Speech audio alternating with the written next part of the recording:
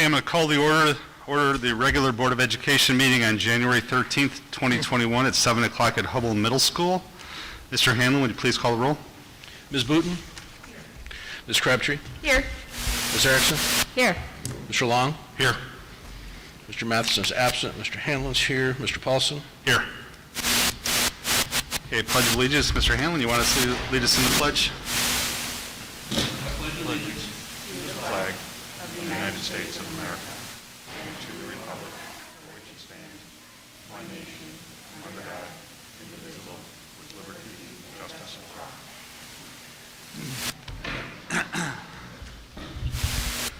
Okay, do any board members have modification requests to the agenda? Okay, hearing none. To start off the meeting, we have again modified our agenda and moved our oral reports before action items. These two oral reports will provide an update on our return this week to in-person learning. This will include a look ahead to changes being implemented and evaluated for the second semester. We understand that there are many and varied strong views on what in-person learning should look like. We continue to be guided by our foundation beliefs that were presented back in July. This includes creating a reopening plan that is in compliance with state and local directives and guidance while incorporating the agility and flexibility to adjust for the potential of a rapidly changing environments and expectations. We will also provide an update on the first week of surveillance testing. Immediately after the oral reports, the board will take action to approve the calendar for the 2021-22 school year. First, we have public comments. And due to the ongoing pandemic and Tier 3 mitigations that remain in place, limiting the number of individuals in a space, we are again temporarily amending our public comment procedures for this meeting to allow comments to be made in person and emailed to the board and acknowledged in the meeting tonight. In accordance with Board Policy 2.230, members of the public wishing to offer public comment in person will have the opportunity to do so, but will only be allowed in the meeting room when they are called to provide their public comment. A sign-up sheet was made available at the entrance to the building up until 7 o'clock. Community members will remain in the waiting area until called into the meeting by the board president, myself, while the community members will not be able to remain in the meeting or at the meeting in person. The board meeting is available for live stream on the district's YouTube channel. We have 9 community members signed up for public comment, and due to the fact that making public comment in person, the people are not allowed to be in the room to hear these comments, the following statement was provided to them in writing. As with all comments, please be aware that it is the board's regular practice to not directly discuss, ask questions, or take action on public comment until the time has been taken to gather adequate information. The board is here to listen. Lack of action or a direct response following public comments does not imply any lack of interest in what is being shared. Per board policy, we've allocated 30 minutes for public comments, and comments on any one subject may be limited to 20 minutes.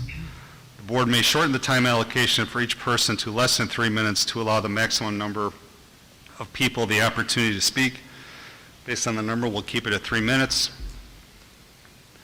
To preserve confidentiality, the board and its president requests that items relating to either personnel or students be provided to the board privately or in writing for consideration in a future closed session if necessary.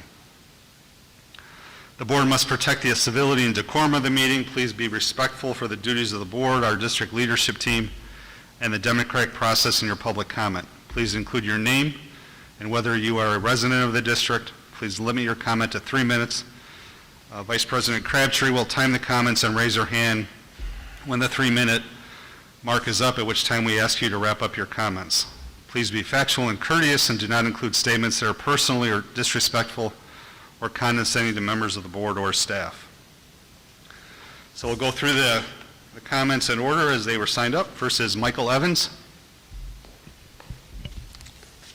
Good evening. Thank you. My name is Michael Evans. I'm a resident of Wheaton, District 200.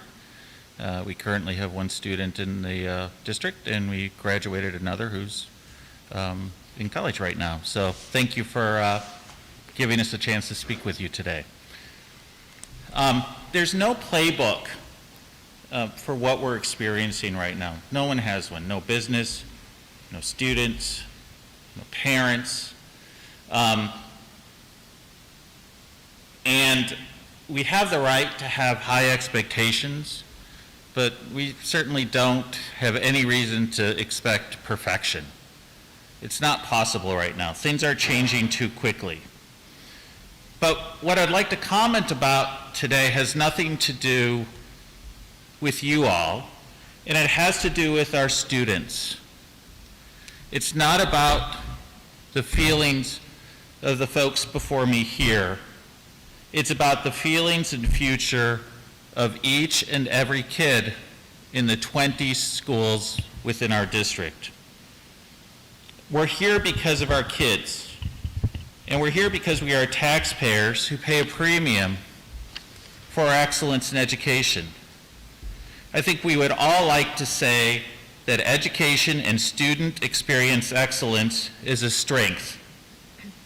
And yet, in the last 3 board meetings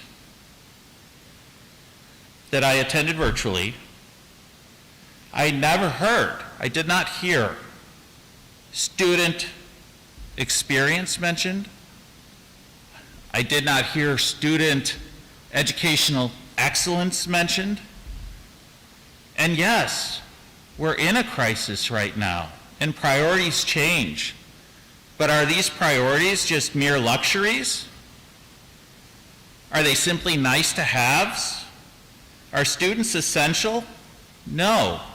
There is no playbook. At every turn, there is opportunity to try, to tackle challenge, and maybe even thrive. But instead, we sit through a narrative focused only on what cannot be done. A narrative fed by unreasonable risk assessment and devoid of statistically realistic probabilities. No, we do not expect perfection. But what about trying?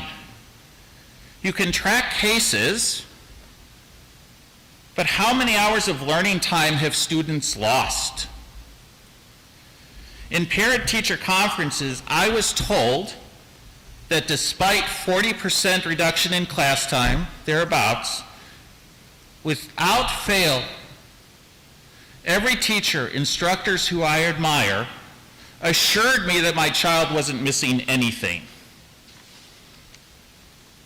What we're experiencing now is about the failure to adapt, and instead of seizing opportunity, has continually retreated and relied on the state and its arbitrary guidelines. And as parents, as taxpayers, we deserve more. Do I have more? Am I close? You're over. I'm over? Okay. I'll wrap up. So, if I can wrap up, what I'd like to say is, if we can't expect more, then tell us. But if you hear us, then show that through action. Show that by focusing on our kids. And I'll leave it there. Thank you very much for giving me the time. Appreciate it. Thank you, Mr. Evans. Next up is Matthew Blattner, I believe. Okay, so my name is Matthew Blattner. I'm a sophomore at Wheaton North, and I have 3 points I would like to share about the situations that's going on in school. So my first point is about how we're doing it at home. And for me, it's really hard to focus when we're at home because there's like so much distraction. So like how we have a puppy and like he always wants to play and there's like all these different things and it just makes it really hard for me to focus. And my second point is what we're learning. And I feel like what we're learning is like, it's not as much as we used to, and I don't feel like I'm learning that much. Like, for example, before the hybrid, the 30 minutes, that was like, we couldn't really fit that much. But even now, we're like really concerned or focused on like the virtual aspect of it, that I feel like we're either rushing it and then we're not learning, as much, or we're just going slow and we're still not learning much. And then the third aspect, which is most important to me, but probably not the most important, is at school. My favorite part of coming into school freshman year was being able to socialize with the other students. And I know that's not the most important right now, but I feel like if we keep having virtual and hybrid, then we're not going to be able to develop the social skills that we need to go on later in life. And so yeah, those are my 3 points for why I think we should open up schools. Mr. Job. Thank you, Matthew. We appreciate you coming and talk to the school board. Next up is Kelly Gillenwater. Hi, I'm Kelly Gillenwater. I'm a resident of Warrenville and a CUSD parent. What motivates you to be on the board? What motivates you to go to your job? I'm assuming you are all here because you want to do right by our students. In your job, your reward is you get paid. Think about the students. Currently, there is no motivation or reward. You have taken away everything that motivates them to go to school. My son, a senior at Wheaton Warrenville South High School, was supposed to speak tonight and had agreed, then changed his mind because he says it won't make a difference. And you don't care about them or what they are experiencing and have given up on them. You don't engage them. You aren't listening. Kids have chosen to graduate early and stay virtual instead of hybrid because it is such a disappointment. No reward to being in person. You have literally sucked the life out of these kids. Suicides and mental health are at an all-time high. We are in a mental health crisis.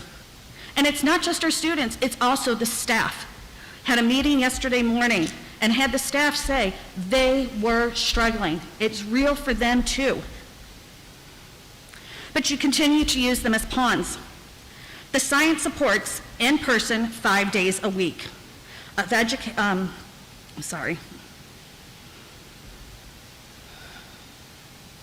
and the return of clubs, activities, and athletics. What's the point of surveillance testing with a positivity rate of 0.001% if you have no intention of allowing them to exercise their choice of in-person 5 days a week? The high school calendars are void of any activities, athletics, prom, or graduation. They have nothing to look forward to. What you're doing is not working. Large states are open, in school, and playing sports in better shape than us. It is illegal for the state to withhold funds if you open the doors. We pay our taxes and your salaries. We deserve our choice. There is no motivation to do well when you take away everything that makes them thrive. Clubs, athletics, and activities are their reward for a job well done in the classroom. School is where they learn to be productive members of society. Hybrid is a Band-Aid at best. E-learning is not an equitable or quality education. Please remember that your actions have consequences and that they will be voting, paying taxes, and making decisions that will affect you and your families' lives in the very near future. Think about the impact your decisions are having on the students of this district and the long-term effect. My reality is that my son and his classmates have no value in your actions, that their education and opportunities to thrive have no merit. He sees his classmates giving up and behaving in reckless behaviors, taking risks that they wouldn't have if they were in school 5 days a week and participating in clubs, activities, and athletics. You are throwing them away and they are priceless. Their value you can't place a dollar amount on. They have value beyond measure. Prove to our kids that it won't take a suicide of a classmate to change your minds. Take a stand for our children and do what's right. Thank you. Thank you. Next up is Christine Evans.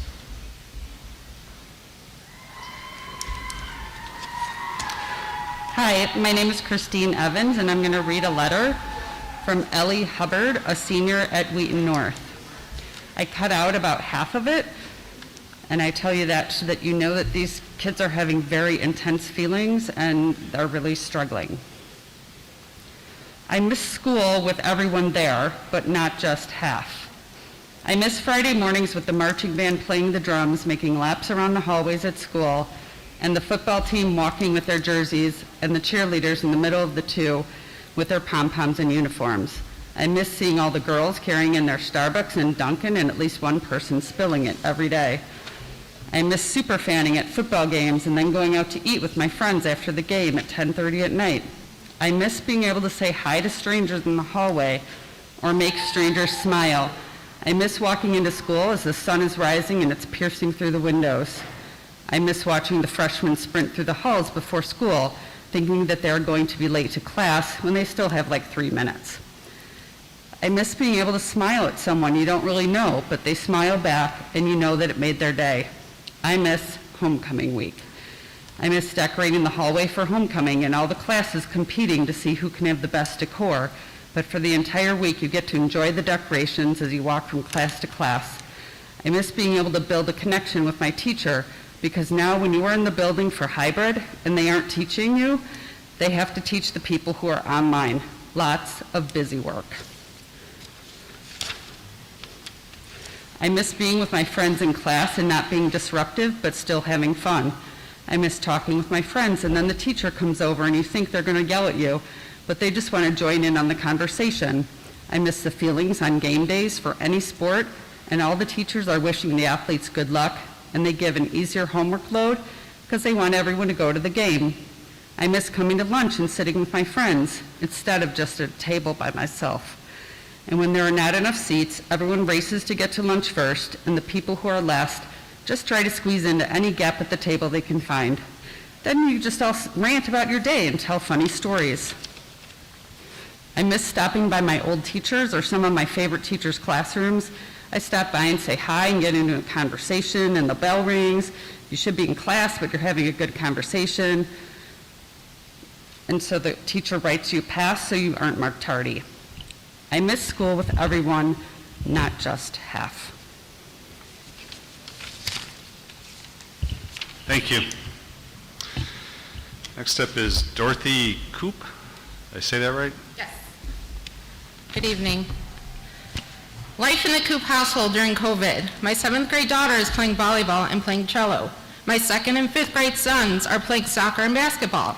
How is this possible, you ask? They live in Illinois. This can't be happening. This isn't offered at school or in the park districts. But I researched and talked to other parents and figured out a way to make it happen, even within the safety guidelines that our state has put into place and extended for another 150 days. The superintendent should be working overtime to open our schools full time, because that's your job. Because Illinois is one of the very few states that's still closed. Yet in bordering Indiana, apparently the coronavirus doesn't exist. And it's not the teacher's fault. They're doing the best they can with what they're given. But at the same time, I'm the parent. It's not my job to teach my child what should be taught in school, as well as correct their work, follow up to make sure that it's being graded, that they're learning from their mistakes. This should be done in school during a normal 7-hour day, like all private schools are doing, like many schools across the country, like Yorkville School District also, for example. I already have a job that I actually need to do in order to get paid. I'm a tax accountant, and now this is the second tax season that has shut down and is affecting my ability to provide for my family, because my kids are not in school full time. I'm a mother first, so I will do what it takes to make sure my children are not left behind, but most importantly, that their mental and emotional health is not being impacted. And I'm telling you, for the first time, my 2nd grader hates school. And I'm sorry, I don't blame him. He can't have lunch with his friends. He can't run around at recess. He can't participate in gym class with Mr. B. They can't hang out at the library and browse books together. They can't learn how to play musical instruments. He can't get a good job from his teacher for creating a picture in class. Learning through a computer is a joke and complete disaster. This is what they look at for 8 hours a day. This is what they were given to do school? No. Whatever happened to decreasing screen time? We used to give out prizes if they did screen-free week for a week. 4 weeks a year, they were rewarded, and now this is what they look at all day. As educators and board members on a school board, you have to know this, and that is not okay. Isolation and disconnection have caused far more damage to these students than the virus ever will. A note from a neighboring community. It is with great sadness that we are seeing our youth deteriorate and suicides increasing. Our neighboring community experienced this last week, the most recent loss of a star student, athlete, teammate, friend at Glenbrook North District 225. They were given hope for school to resume in January and given hope that athletics would be allowed to proceed in the spring. We urge you to move to open school, sports, and activities now. Without these as an outlet, kids will be in even more danger. Taking all this away breaks the spirit of our youth. Athletics, extracurricular activities provides a social and emotional safety net for those who participate, as well as help kids learn to build respect for one another, problem solve, develop friendships, and build leadership skills. Deaths from teen suicide far exceed the threat of COVID for the same age group. Stripping away or further postponing sports, activities, and in-school 5 days a week will directly and negatively impact our youth. You have the knowledge, you have the power, and we have the need to open all of this. It is time for those who represent us to hear our voice and act accordingly. By the way, they're starting school 5 days a week next week. 8 days of school instruction per month for middle school and high schoolers is completely unacceptable. Thank you.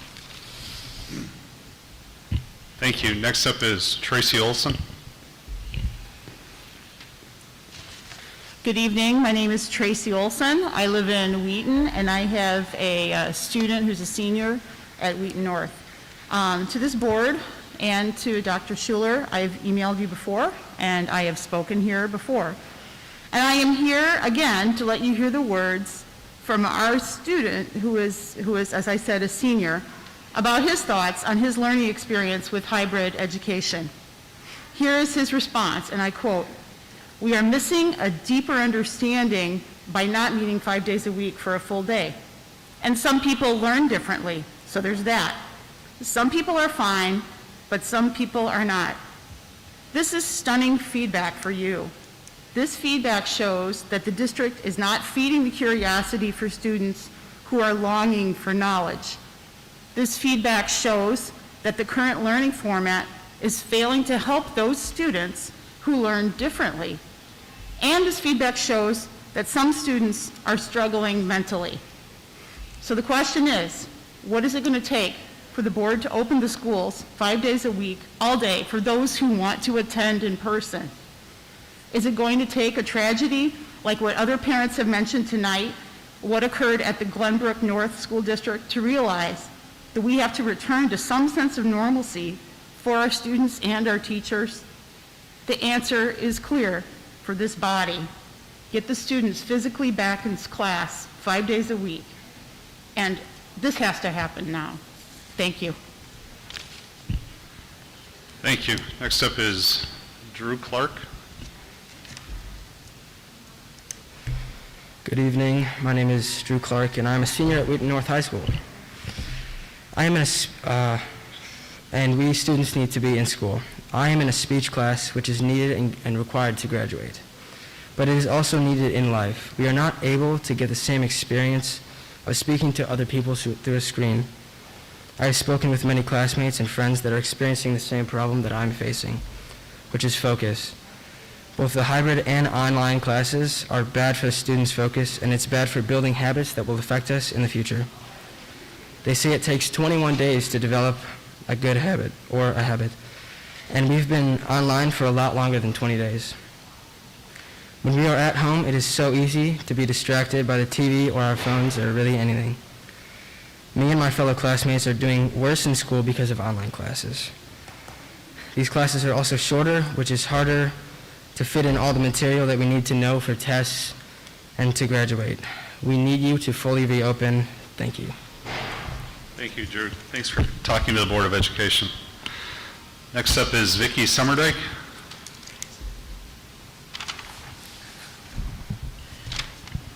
Good evening, Dr. Schuler, board members, Vicki Summerdike, a parent of a junior at South and an alumni. First of all, I wanted to thank you for opening in the hybrid model this week. My child was very happy to be back in school, actually shockingly happy. And he said that he felt the teachers were actually happy to have him back in school as well. He said that all but one teacher said how much they had missed the students. And he said, Mom, he goes, it was so unbelievably great. I'm asking, no, I'm begging you to continue pushing until our children who want to be in school full-time, who need to be in school full-time, are in school full-time. It is possible, and it is within our reach. The surveillance testing is here.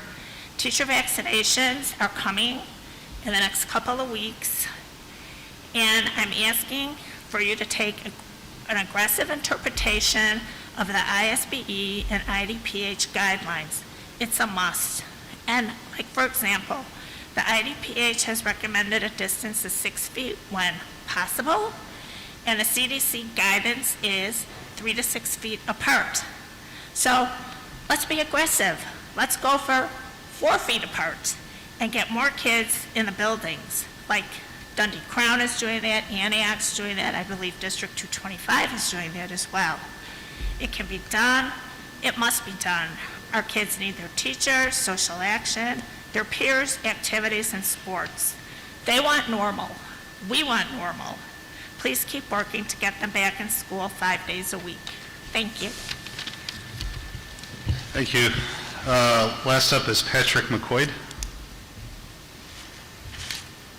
Hello, Patrick McQuaid. I have 4 kids at CUSD200, 2 at Wheaton, Warrenville South, 2 in Edison. And I have a request for the board tonight to essentially ask the next question. Okay, we have set up a situation where we are in hybrid learning. My kids went to school for the first time today. It was fantastic. But ask the next question. What can we do now to get into full-time learning, 5 days a week? We have vaccines coming. We have surveillance testing coming. The CDC guidelines has changed a little bit where maybe we don't need to use the entire Wednesday to clean the building. Can we open a high school in Northeast Illinois for 5 days a week learning? Understand there's differences between public and private in terms of requirements, but we can. It's being done here in Wheaton. Wheaton Academy's open 5 days a week. Physically, we can open a high school 5 days a week without creating a COVID catastrophe. So then ask the question, who is working with the IDPH to basically maybe change the guidelines? Who at CUSD is on with the phone with them on a daily basis saying, guys, we have data, we have vaccines coming, we have kids who are ready to go to school, how can we get this done? The second thing I'd request is, we're about in the process to start vaccinating teachers. We have 2 field houses. Can we set up a process with the DuPage County Health Department where we set up a bunch of bays, teachers drive in one side, get vaccinated, 21, 28 days later, get the next shot, and holy smokes, man, we're spring break, everyone's vaccinated. I do have a comment for the parents who have signed up for hybrid and aren't sending their kids, and if you're here or listening, this probably doesn't apply to you, but man, send your kids to school. Get them out of bed, get them to school. Come on now. And my last is K through 5. Holy smokes, fantastic. You guys are the shining example around here. I have nephews and nieces who are going to school 5 days a week. Just an outstanding job in kindergarten through 5th grade. We can do that in high school. Let's find a way, let's find a path, let's ask the questions, and let's get to 5 days a week. Thank you. Okay, thank you. Thank you for all the people who came here tonight to share with us your comments and thoughts.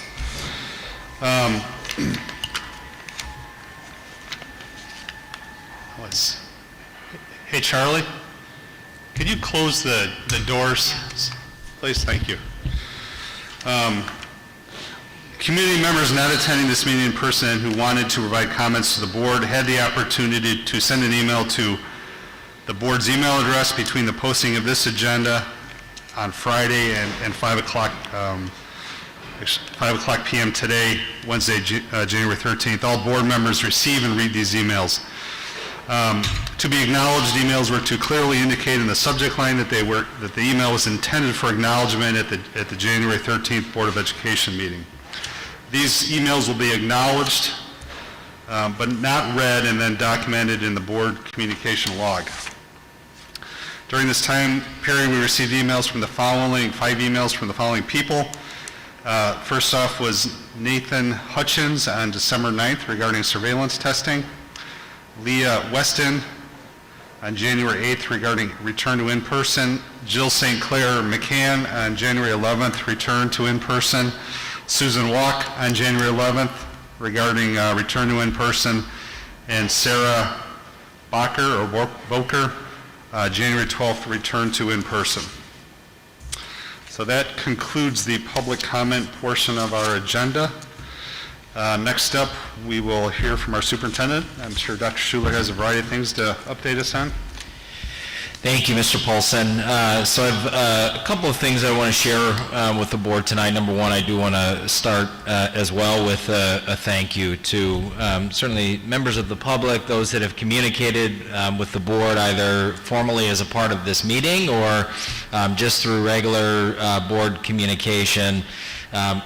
We've gotten a lot of communication, a lot of different thoughts and perspectives, but I choose to believe that there is a genuine passion for us trying to do the very best that we can to serve students within our community, and so I appreciate the engagement.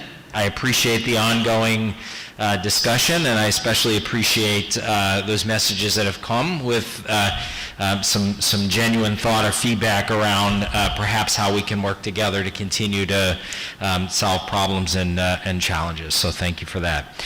I want to give the board an update on vaccine planning. That was one of the things that was mentioned a couple of times in public comment tonight. We are working very closely with DuPage County, so just without going all the way through vaccine planning, I just want to give the board a sense of how this is going to work, especially as we move to phase 1B, which does include our educators. From what I've been told, we're still a couple of weeks away from turning the corner from Group 1A to 1B. 1A, of course, includes all of the medical providers, and so I know the county has shared a couple of times.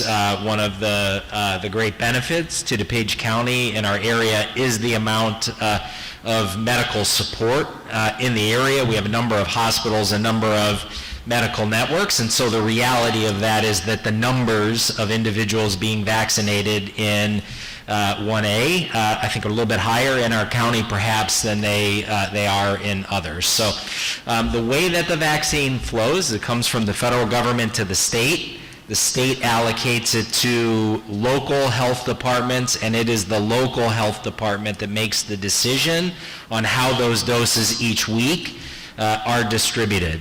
In order to distribute vaccine, you do have to have a PIN or be approved by the county, and so our initial hope is that we would be able to distribute the vaccine directly to our employees, but we've now learned that because we do not have a medical director that oversees the work that our nurses do, we are going to have to partner with an entity that will actually do the vaccine distribution. As I mentioned, I think we're a couple of weeks away from getting to 1B.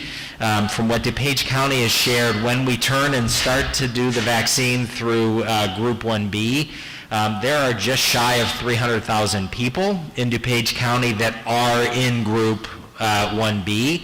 And again, of course, that includes all educators, all essential workers, as well as those over the age of 65. And so when that age was brought down from 75 to 65 in Group 1B, it did increase the number in DuPage County alone by about 100,000 that are eligible for vaccine.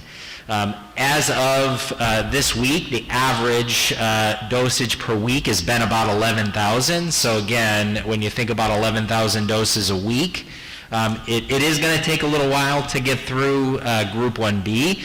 But our interest, our effort is to make sure that we do everything we can to get our educators prioritized within Group 1B. For us, that's included looking at having a partner ready to go so that as soon as DuPage County indicates that it's time for our educators, we are set up with a process with a partner that can administer the shots. And so I spent the better part of this week working with a lot of providers in the area, trying to secure a partner that will be able to help us with that. I do anticipate we will administer the vaccine on our site, so even if we partner with a third-party vendor, we will likely do that through one or several of our sites. So our effort is to get our folks through that vaccination process as soon as we can. I am still optimistic that February is a target time frame for that to happen.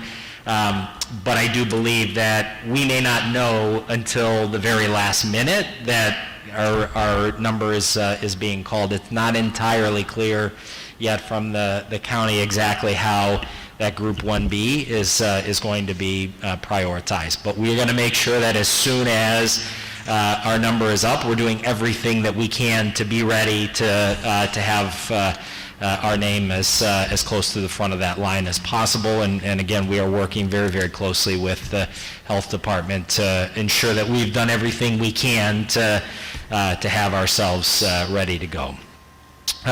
Second thing I wanted to update the board on tonight is the second round of federal CARES dollars. So I think as the board will remember from the beginning of the year, there was a first round of federal CARES dollars that came to school districts to support pandemic response efforts, everything from PPE to some of the technology that we purchased to support operations this year, to some of the teachers that we hired to increase physical distancing or contact tracing capability. So recently, it was announced that a second round of CARES dollars have been allocated, and the actual allocations have been shared. I've seen a couple of different dollars, but it is estimated that our allocation in this second round of CARES dollars will be right around $4 million. Depending on kind of the portions that actually are held back at the state or to some of the private schools that may be accessing, some of the funds. But the goal, the stated goal, as urged by the state superintendent, is for us to use those dollars to support learning loss mitigation opportunities, whether they be academic, social emotional, to look at opportunities for extended school year, to look at other opportunities for how we support addressing student needs. And so you're going to hear some of that a little bit later in the presentation this evening, how we've begun to look at that, do some of that already, as well as some of the efforts to look at some of the learning loss mitigation. I do want to say, though, that one of the things that we're being very cautious of as we look at the use of the dollars is that it is not entirely clear how that may relate to what the state education budget is for next year. And so while we obviously want to use those dollars to support our students and our community, we do want to make sure that we're not putting ourselves in a situation moving into next fiscal year where we have to make deep cuts as a result of having spent all of the CARES allocation, especially if the budget from the state does get reduced in some areas moving into next year. So we're going to use the money to make sure that we support our students and our community, but we're going to do it looking very carefully at what next year is going to look like as well. Third thing that I wanted to mention is that there was a piece of legislation that moved through in the veto session. It moved through both the House and the Senate. House Bill 2170 was a bill that had a number of provisions that actually do align with a number of the initiatives within our equity plan within the district. There are some new curriculum provisions as it applies to where we teach history within the district, some provisions that target recruitment and hiring of minority candidates for teaching positions. There are a number of new graduation requirements. Those are a few years out before they're phased in. Again, that bill with the third amendment did pass both the House and the Senate, and has gone on to the governor for it to be signed. I would anticipate we will be bringing back to the board in future meetings some of the policies that will be adjusted as a result of new provisions that will go into to the school code, as well as some of the changes, but just wanted to make sure that you are aware of it. And then finally, last thing that I'll mention is as we approve the personnel report a little bit later this evening under the consent agenda, we are recommending this evening the hire of Dr. Brian O'Keefe to replace Mr. Farley as our Assistant Superintendent for Business. Mr. Farley has served in that role for our community for a long time, done an admirable job of working with the board, working with our administrative team to shore up our financial position and situation, and so we are excited to have Dr. O'Keefe join us in that role when Mr. Farley retires at the end of this year. So that's it. Great, thank you, Jeff. Any questions or comments from board members? Rob? In the definition of vaccinated educators, who does that include? Did we receive guidelines from the state on who's in that population? Yeah, right now I believe it to be anybody that is working at our schools, because in our schools they're certainly interacting with students, interacting with each other. I do believe that it will also include our contract service employees, so our bus drivers, our food service employees, as well as our custodial maintenance employees. They will be included in our vaccine group, as well as likely our central office piece, although we're working through a few of those details. Actually, our nurses, as well as a few of our other employee classifications, have actually already been vaccinated, so our school nurses were included in Group 1A, along with some of our other employee classifications that do work that actually is categorized as medical support, occupational therapy, physical therapy. Thank you. Yep. I have one quick question. So when you said when they call us up, will they have enough doses when we go, will it be enough for everybody who wants it, or is it okay, District 200, you have 1,000 vaccines coming your way, and then we have to decide who gets those? Do you know what I mean? Yep. When they call us up, is it everyone, or is it you're going to get this much this week? I do not know that for sure. I hope that that's the case, so that as we do that vaccine, we're able to move everybody through, but I don't know that for sure. Okay, thank you. Okay, anybody else? All right, next up on our agenda is the consent agenda. We have 8 items on our consent agenda tonight. First is acceptance of gift to Washington Elementary School, the Library Learning Center. Second one is acceptance of gift to Washington Elementary School, a second grade classroom. Number 3 is approval of statements of completion, the 2020 summer projects. Number 4 is approval of the mileage reimbursement rate for 2021. Number 5 is approval to open previously closed minutes. Number 6 is approval of bills payable on payroll. Number 7 is approval of minutes from December 9th, 2020, open.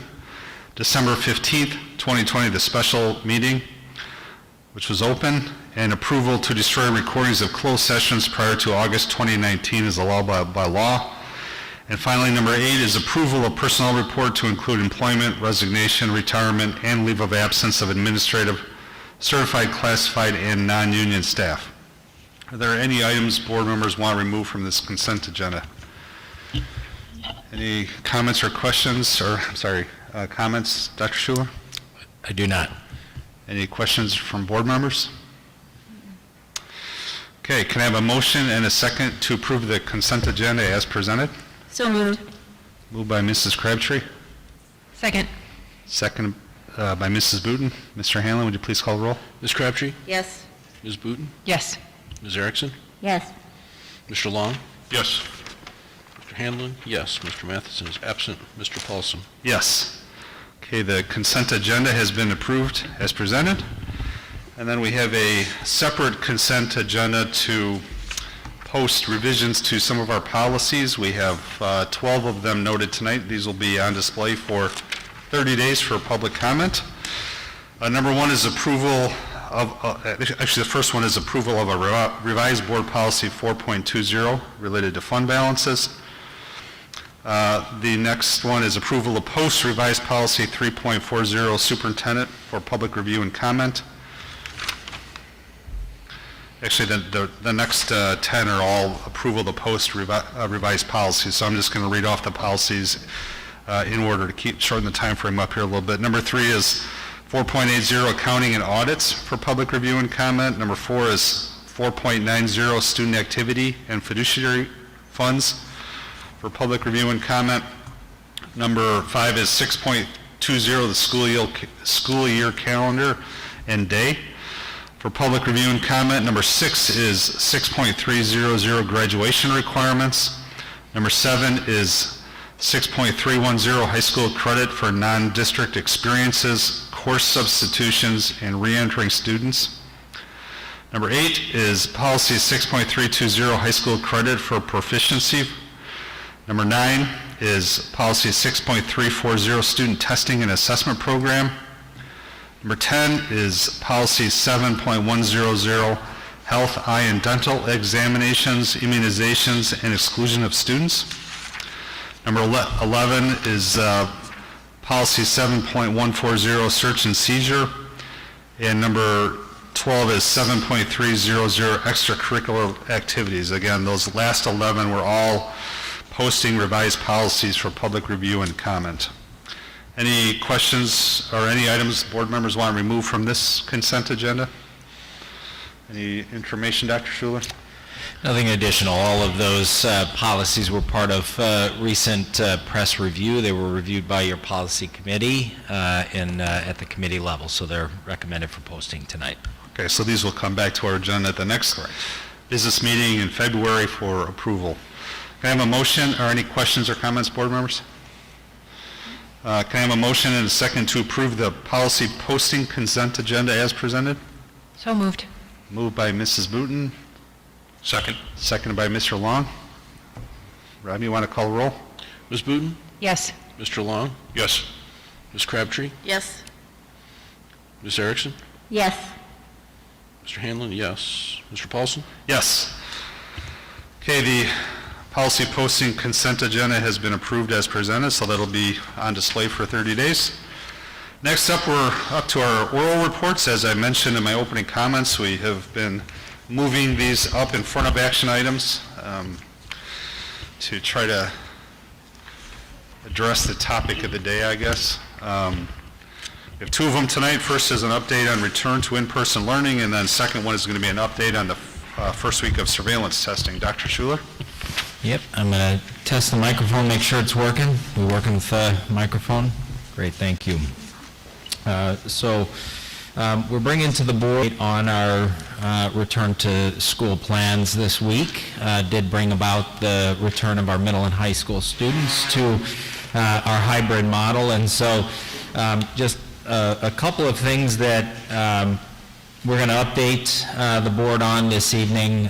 Again, we have anchored all changes and adjustments to our reopening plans to the foundational beliefs that have guided our planning from the start. And so I'm just going to quickly review those, make sure that the board and the community are fully aware of what our current models look like, both for in-person learning opportunities as well as continued remote or virtual opportunities.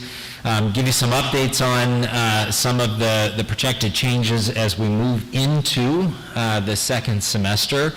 I want to say at the onset, as we talk about the second semester and the work moving forward, what we present as updates at the start of the second semester, I am confident will continue to evolve through the second semester. We're not presenting tonight a static plan that will not change because there are other variables that are going to continue to influence our ability to make changes and create new opportunities for our students and for our staff. And so just important to note, this is not a static plan. It has not been at any point in time.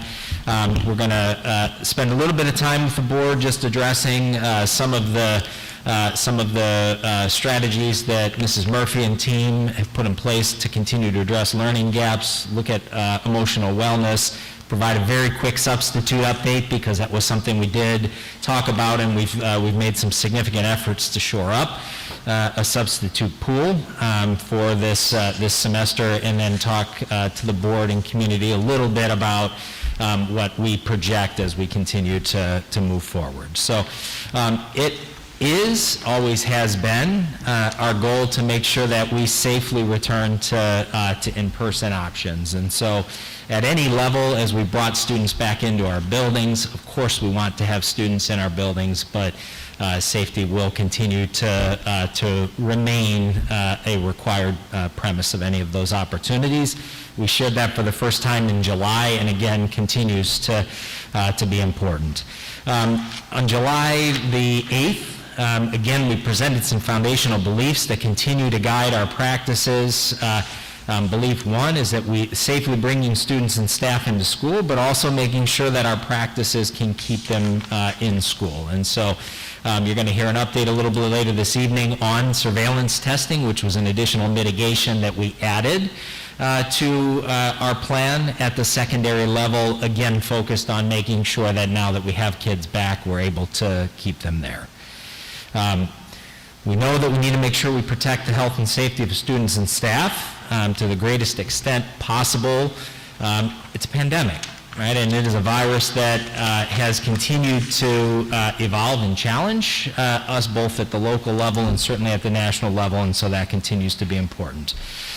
We do want to make sure that our student opportunities, our student academic and social emotional opportunities do have rigor and promote growth for our students. Admittedly, as we've navigated through learning models and opportunities, it's challenged us this year, but the focus always has been continuing to do the best that we can for our students, and we want to continue to provide interventions that address any of the deficiencies or difficulties that have emerged as a result of the pandemic and the disruptions to the educational process. We continue to know that relationships are critical, and ensuring that meeting the students' social emotional needs and basic wellness needs has to be prominent as we continue to address their academic needs, as we approach resource allocation and decision making. And finally, we want to make sure that we do create a reopening plan that is in compliance with state and local directives and guidance while incorporating agility and flexibility to adjust for changes as we move forward.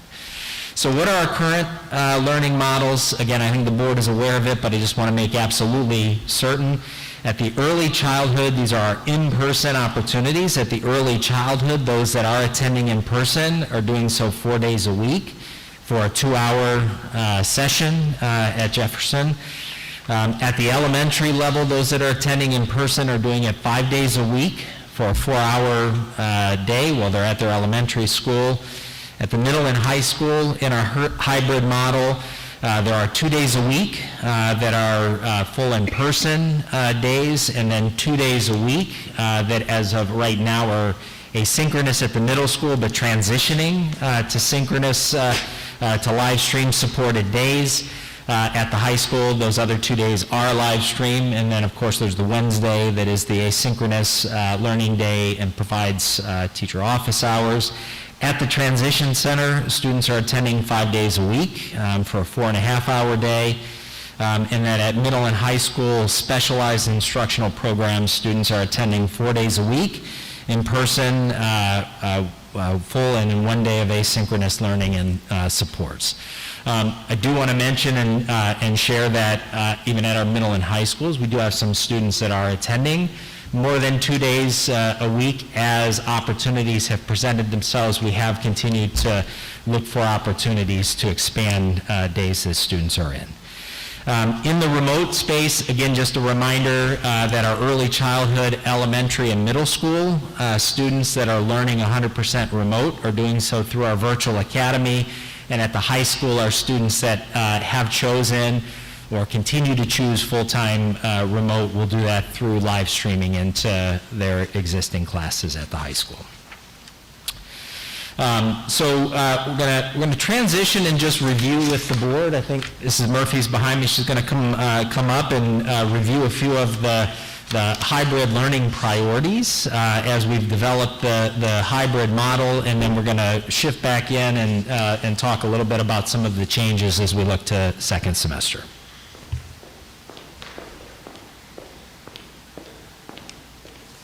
Thank you, Dr. Schuler. Good evening. Here you'll see a slide that we have looked at many times before, where we're looking at our 4 priorities for our hybrid learning model. Those are to provide a high-quality, in-person learning experience, continue to move our curriculum forward, provide live instructional supports to our students daily, and provide live connections to teachers and peers each day. When we think about providing a high-quality in-person experience, it's really important for us to talk about regular attendance. And this is actually something that we heard in the comments this evening. Regular attendance is essential to provide a high-quality experience. We heard feedback from our students and our teachers that when few students attend in person, that experience changes. Our teachers design learning experiences based on the number of students that have committed to in-person.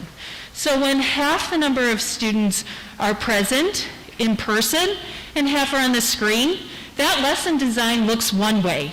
But suddenly, when students aren't reporting to class as they had planned, that instructional design for that day has to quickly shift, and when a majority of students are on the screen, that lesson experience needs to look more remote and really changes. Second, we are working for second semester in addressing our student absenteeism. So we are working with teams of teachers and administrators to develop a new in-person hybrid attendance policy for second semester. Additionally, we do have a policy for excessive absenteeism in our handbook that can be used more consistently as well. When we look at priorities 2 and 3, this is about continuing to move our curriculum forward and providing live instructional supports for our students daily.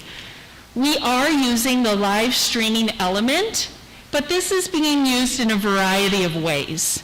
So this can look different between courses and levels. So this may be implemented a little differently between our high school and our middle school. Also, we know screen time is something that we've heard from students and staff. And so we're intentionally utilizing the live streaming element to maximize student engagement and interactions. Also, teachers may utilize that live streaming element differently, and that's all dependent on what their objective is for the day, the activities that are planned, and also our students' needs. I'll turn this over to Dr. Schuler once again. So with that as a backdrop, and again, I want to go back to reiterate, I think, one thing that Mrs. Murphy said, vitally important, right? Attendance is critical, right? Making sure that we have consistent attendance, making sure we understand who's signed up for the hybrid, and they are, in fact, showing up if they're signed up for the hybrid. We know that there are circumstances where students cannot be in school. We know if they're quarantined, we know if they're sick, we know if they are demonstrating a symptom consistent with COVID. Absolutely, we need to make sure that we follow what's in that exclusion decision tree. But if it's by choice and it's varied, we need to make sure that we get to a consistent place in terms of attendance. And I'm going to go back into why that's important in just a few minutes as we look at opportunities to expand in the second semester. So looking ahead, middle school, we've talked about already, is adding live streaming as we begin the second semester. Our middle school virtual academy schedule was adjusted. We heard loud and clear from a number of parents about the importance of a consistent schedule there, and so we were able to make some adjustments to continue to operate that on the remote schedule as we return to hybrid. And we have continued as we move toward the beginning of second semester to have additional requests for students to move to the full-time virtual academy. And so we are working to finalize those moves and make sure that our staffing is solidified in a way that we'll be able to continue to support that. As we look at our in-person opportunities, it's been mentioned and I think shared with the board a couple of times. I've seen it in some of the communication that's come to the board, even in our first 2 days of hybrid. There have been some inconsistent attendance numbers across classes. I think it's been reported or shared from parents as they've heard from their students that numbers have varied significantly across the day. And so we are going to work to make sure we have a very, very finalized detailed count of those course numbers for both North and South. And that we finalize those in-person numbers based on attendance and requests so that we absolutely know what are our available seats. Seats that we have available for hybrid, we want to fill. We need to fill. We will fill, right, in terms of opportunity. I think it was mentioned a little bit earlier tonight in a few of the public comments, a few of the other districts in Illinois. I know Glenbrook 225 was shared as an example. They are expanding their in-person opportunity. They're doing that based on the fact that they have the available seats. Their in-person attendance percentage has dropped to the point where they have the ability to accommodate those that want to be in person more than 2 days based on where their attendance numbers have dropped to. So absolutely essential for us that we have an absolute detailed count of who's showing up in person so that we can do that space analysis for second semester to evaluate two things. How many seats do we have? How can we look to expand any of those seats or opportunities? And then how do we fill those extra seats that are available? Our kind of order of priority in terms of looking at how it is that we fill available seats. First, we're going to look at targeted groups of students that need to be in person more than 2 days a week, need to be in person based on a learning need, based on a social emotional need that would support additional days of in-person instruction, and then look to opportunities to expand in person for those that want to by choice, that simply would like to be in additional days. I don't know how deep that we'll be able to get in terms of expanding opportunities, but again, if we have seats, we want to make sure that we fill them. And again, that's got to start with making sure that we have both a good, accurate count of who's attending and, as Mrs. Murphy mentioned, a firmed-up attendance policy that's going to say if you're signed up, but you're simply choosing not to come by choice, respect that. Absolutely, the remote opportunity is there as a choice for our families. But if we have students that are choosing that, they're going to make that as their full-time choice. What we can't have are students deciding by week whether they want to be in person or remote based on situation or week. That's not fair. If we have students that need to be there, want to be there, we want to expand those opportunities. We also want to look at, evaluate as we have students back into our building now, how we can resume our extracurricular opportunities for students. IDPH and IHSA did meet for the first time in the last week. IHSA pushed out an update today that they are looking at some of the contact opportunities to be able to resume, as well as potentially looking at opportunities to resume some sports. IDPH has not approved that yet, but we are working actively to support those opportunities that can resume for our students.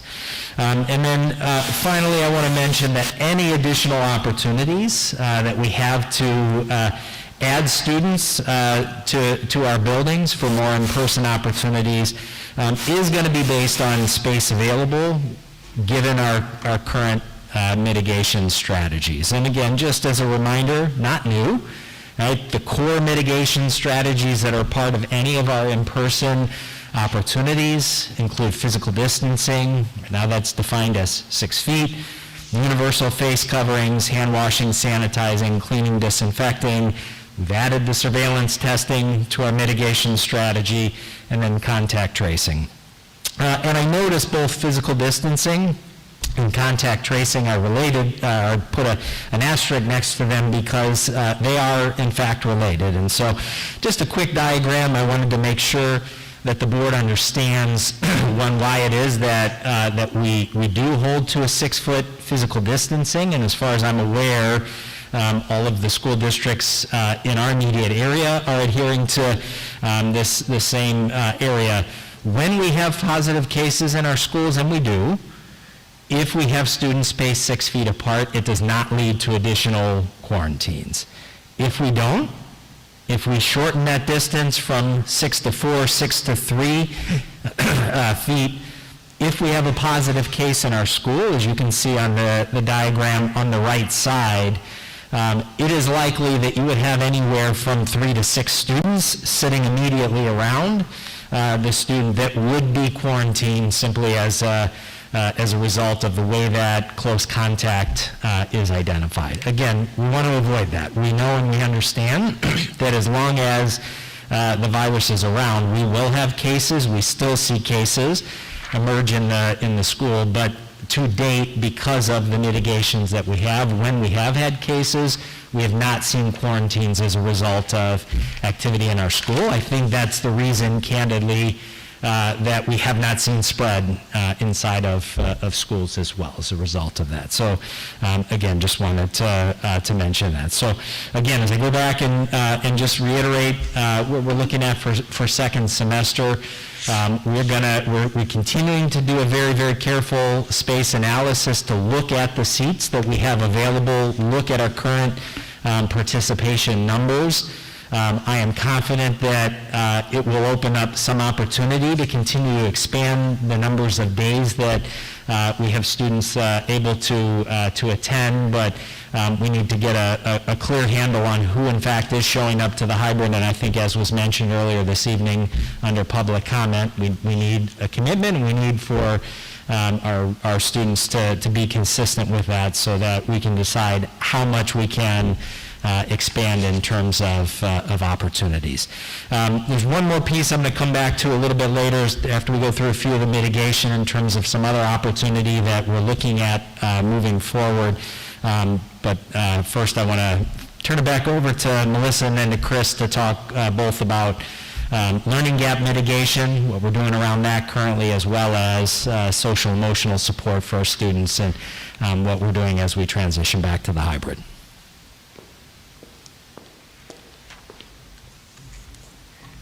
Thank you.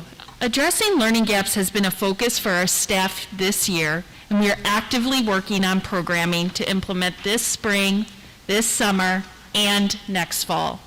Our programming will be designed in a targeted manner and very specific based on identified student needs. So the board will see here a list of opportunities that we are already designing. We're looking to expand our summer opportunities, such as elementary summer school, expanded freshman bridge, and other secondary summer opportunities for our secondary students. We already have mini grants available for our schools to address attendance and engagement concerns. We're looking at specific interventions for students with disabilities and our English learners. We will, of course, continue with our IDEA mandated programming that we offer during our summer time. And also, There will be other interventions that will be planned based on a collaborative data analysis with our administrative team and prioritization around what is most important for our students' needs. We will be providing the board with a continued update regarding specific programming plans at our February Committee of the Whole meeting. Thank you.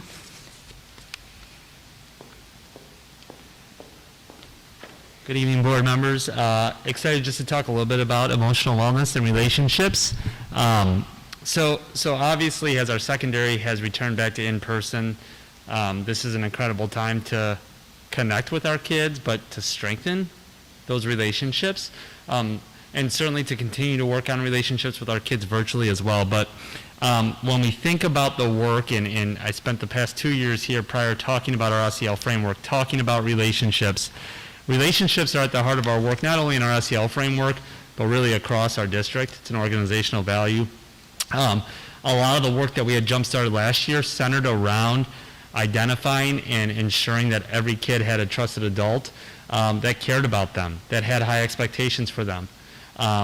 And getting back to that work, especially at the secondary level as our students are coming back to us and we're continuing some momentum, will be at the heart of ensuring that our kids are emotionally well, that we are reestablishing and reconnecting. Two pieces really around that too that even dig a little deeper into that. We'll be working closely with our emotional wellness coordinators at our high schools. We did have plans this year as well to implement the Signs of Suicide program. You've heard me talk about that over the past year. We really want to be able to do that in person, but also look at some of the other options for our kids as well. So know that as we move in later into the winter and into the spring, there is plans on that because that gives us student input. It allows us to monitor the emotional wellness, but also has some responses in it. The last piece, right? Working with a trauma-informed lens, really, really important. Spent time last year working on the trauma-informed framework, but now COVID has added a whole new lens in there. And there's some optimism in this as well. Part of our focus and what we're going to be working with through this winter and spring is to build an understanding with our staff and our community that through this, our kids can come out on the other end resilient. But the key to that resilience is actually having a trusted adult that cares about them and that can guide them through this, right, and help them to come out on the other end of it stronger. We're partnering with Dr. Doug Bolton. Many of you may have seen him actually present last year. And he's going to be presenting actually to our early childhood and elementary staff on January 29th. He's going to be doing a parent event for us in February, and we hope to bring him out this spring as well for our secondary staff, really with a message of understanding the effect of not only general trauma, but now the effect that COVID has brought on, but then how we can have a focus on staff self-care, but then how that can translate to building resilience with our kids through a connected, trusted adult. So we're excited to stay committed, but also recommit as our secondary kids have come back to us to strengthening those relationships and moving forward with this work.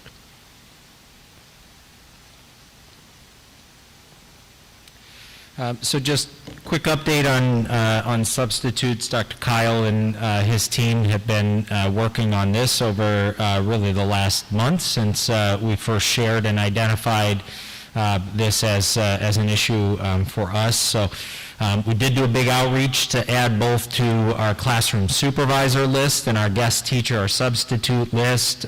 We've added 31 individuals to that list between the two.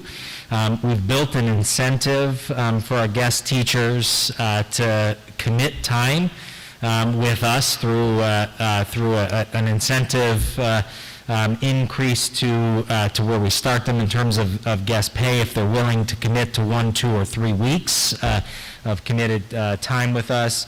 Our HR department is continuing to survey the 310 people that currently are identified on our guest teacher list to understand if they are continuing to serve in that capacity, or if not, why not. And then one other thing that I do want to note is that the quarantine for staff, actually quarantine for students and staff, did drop from 14 to 10 days. So we are able to adhere to a 10-day quarantine window right now, which does help us in terms of the staff side. So again, to date, as we've resumed the hybrid and at our elementary buildings, we appear to be doing much better in terms of our ability to cover classes when individuals need to be out. Have added 31 individuals to that list and have built some incentives to commit their time. So thank you to Dr. Kyle and his team for the work on that. And then finally, I just want to kind of forecast moving forward. So in the immediate, as I mentioned, I think there was a comment a little bit earlier tonight, which I can respect and very much agree with, right? Just in terms of making sure that we understand what's possible and what's not possible. I do know that there's a desire, I want it very much as well, for school to return to looking like school used to look, right? As we continue to navigate through a pandemic, though, especially in the mitigation space, school's not going to fully look that way. As we continue to have opportunities for our students to be in person, both at the elementary and at the secondary level, early childhood, and at the transition center, the mitigations are still going to be in play. And so things like lunch, things like the way that students are able to move and interact throughout the building will continue to adhere to the mitigations. But there are some promising signs moving forward in terms of some things that I think could have a very positive impact for us.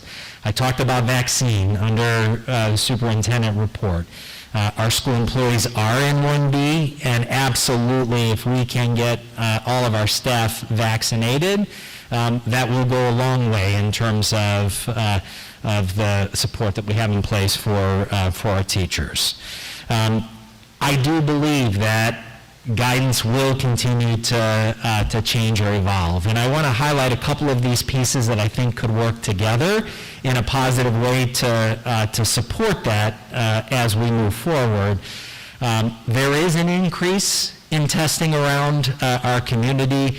We've obviously partnered to do surveillance testing, as have a number of school districts now in DuPage County that have added that mitigation. And so one of the conversations that the educational leaders, superintendents, have had as we've looked forward is when you put together in combination vaccine, when that is here and when that is fully implemented with our staff, testing, surveillance testing as it rolls out, and hopefully as our participation numbers increase in terms of those that are availing themselves of that, and as community numbers continue to come down as a result of those factors together, I think it does build a strong case to continue to work closely with our health partners to look at some of those guidance elements like physical distancing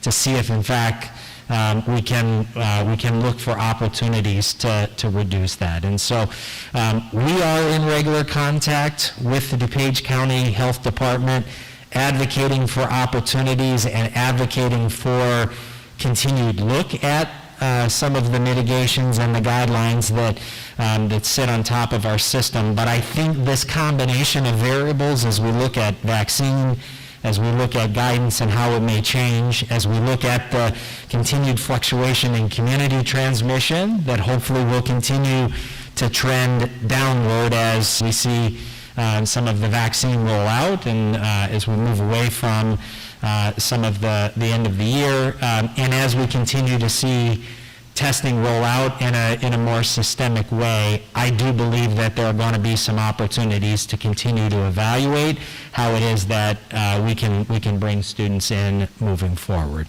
I can't promise that in the immediate. In the immediate, I'm extremely happy that we have our students back into the hybrid model, and we're continuing to look at opportunities to expand days that students can come in. But I think as we look toward the back end of this school year, and certainly as we look to summer and the start of next school year, I absolutely believe some of these opportunities are going to change, and we're going to continue to advocate strongly for that opportunity. So again, I think that's an update for the board in terms of where we are. I'm happy to entertain any questions and or clarify anything that may not have been clear for the board. Okay, thank you, Dr. Schuler and Melissa and Chris, sitting more than 6 feet apart. Any questions or comments? Who wants to jump in and go first? Chris, you want to go ahead? Sure. I'm going to go back to, I think it was our last speaker, because I really appreciated the question of ask the next question, that we should always be, we should always be doing that. So I guess my question is, my first question is as maybe some of the guidelines evolve and change to say 3 feet, do we have a plan in place that we can implement right away? I know it's when we have 20 schools, it's very different, and I think that's something too community needs to understand. When you have a school district that's maybe 1 school, 2 schools, it's a lot easier to implement a change. When you have 20 schools, it becomes harder. And so I guess it's, if IDPH and CDC guidelines say they change to 3 feet, do we have something that we can implement right away? And would that mean 3 feet mean everybody can come back? Pretty close to everybody can come back?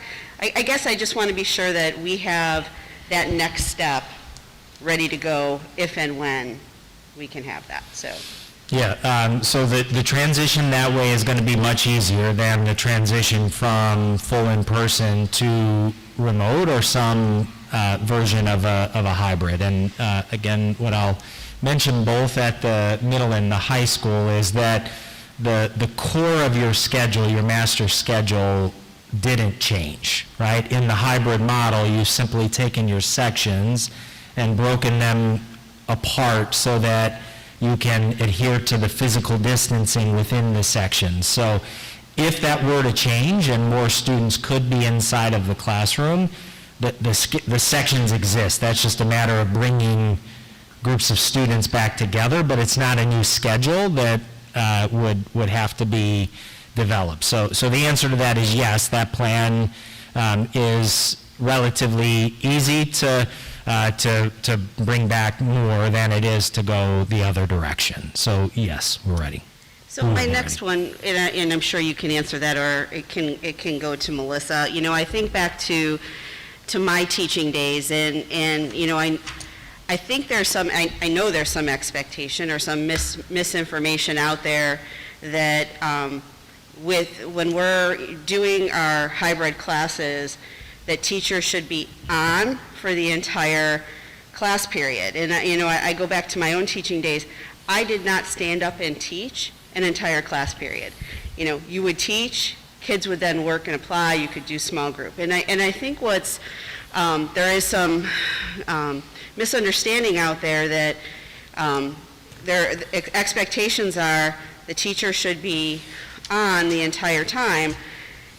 I guess what I'm saying is have we given that flexibility to staff to say, shoot for 25 minutes of instruction time, direct instruction, let the kids who are at home go into breakout rooms, do their work, so you can connect with the kids who are in the classroom. Like, I guess I've heard from staff, as well as I've heard from parents, that expectation. They think they need to be on the entire time, but that's not really realistic of what would be typically during a regular school year. You wouldn't be lecturing the entire time. So maybe some clarification around that, so that parents can understand, as well as our staff can understand, that maybe they can have that time so that the kids who are there can maximize what connecting directly with the teacher. Because, so Rob and I have been touring some classrooms, so we've seen some logistical issues of trying to have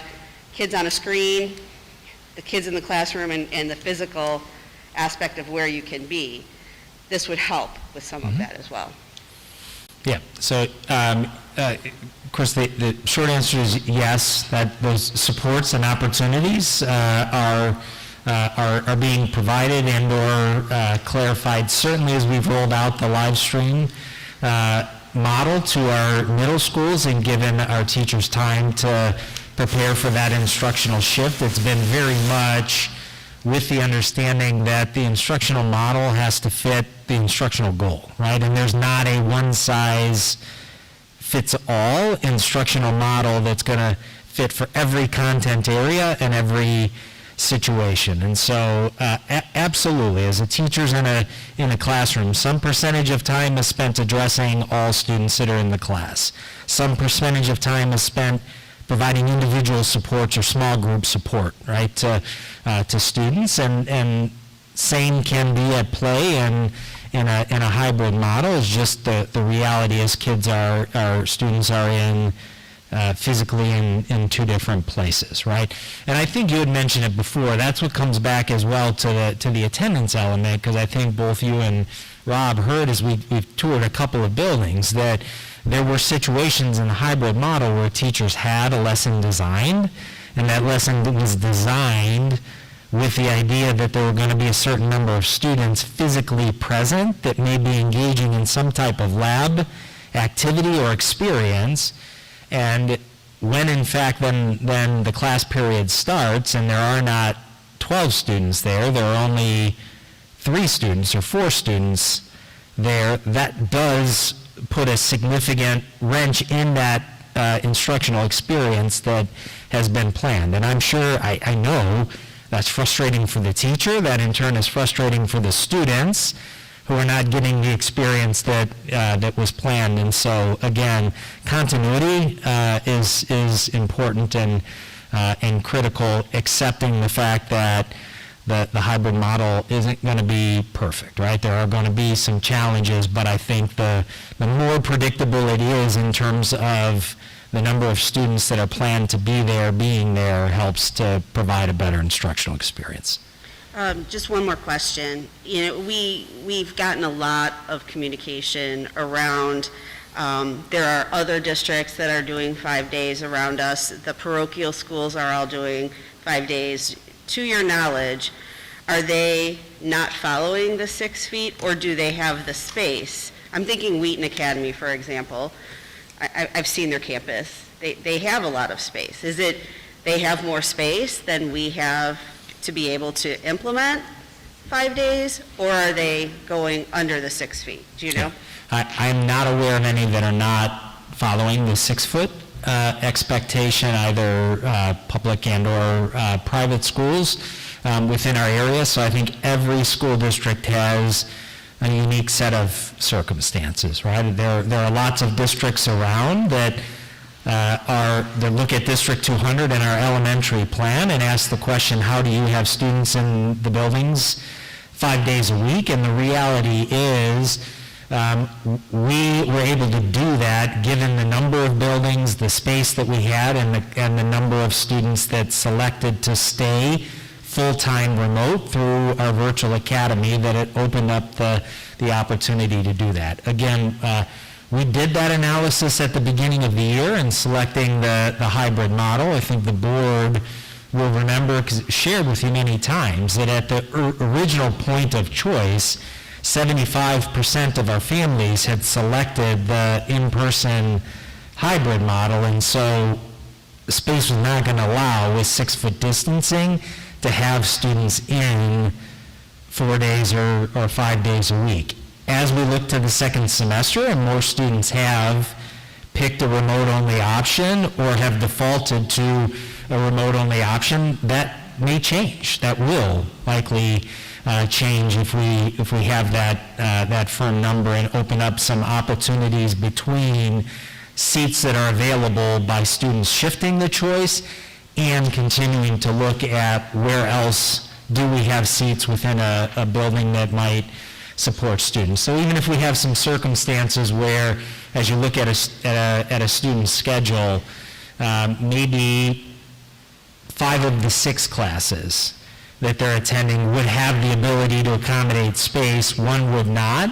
And so our buildings have also begun to look at some opportunities on where could they perhaps support students that are expanding the number of days that they're going to be in the building, and maybe one of their classes, they still go to another location in the building and attend that class remotely because there isn't physically space within the classroom. So we're looking at any available opportunity to kind of maximize space opportunities while still adhering to that distancing requirement. So again, it starts with having a clear understanding of where are we, and again, to the question of, well, we've had a number of weeks where students have attended remotely, why couldn't we figure that out?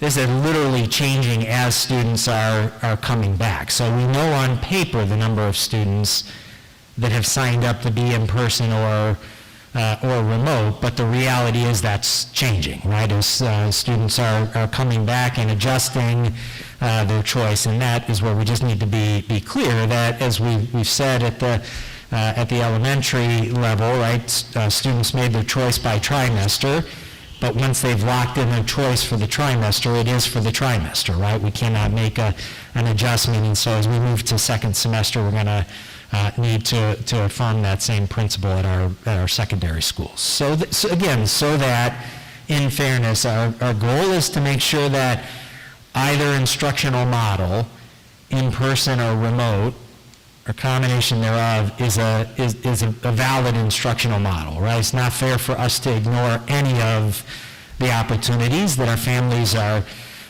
selecting. We want to strengthen both, but we want to be able to obviously continue to provide both.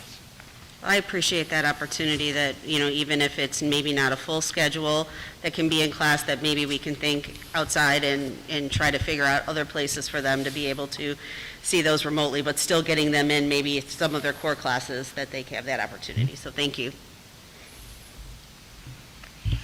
Yeah, on this very specific, on that point alone, I appreciate the last public comment from Patrick, who, and his last name I couldn't spell right, so I'll just ignore it, but who implored parents to get their kids into the buildings. It's just so critical because it affects so many different things. There's so many different variables, as you've described.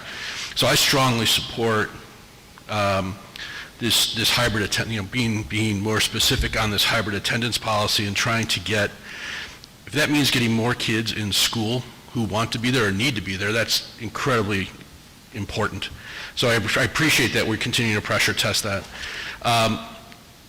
On slide 18, it was the illustration, you don't have to go to it, but it's this illustration of the rooms and the circle of surveillance test. And so, we've seen a couple of emails come through about, well, how come you can't just create more space at the high school?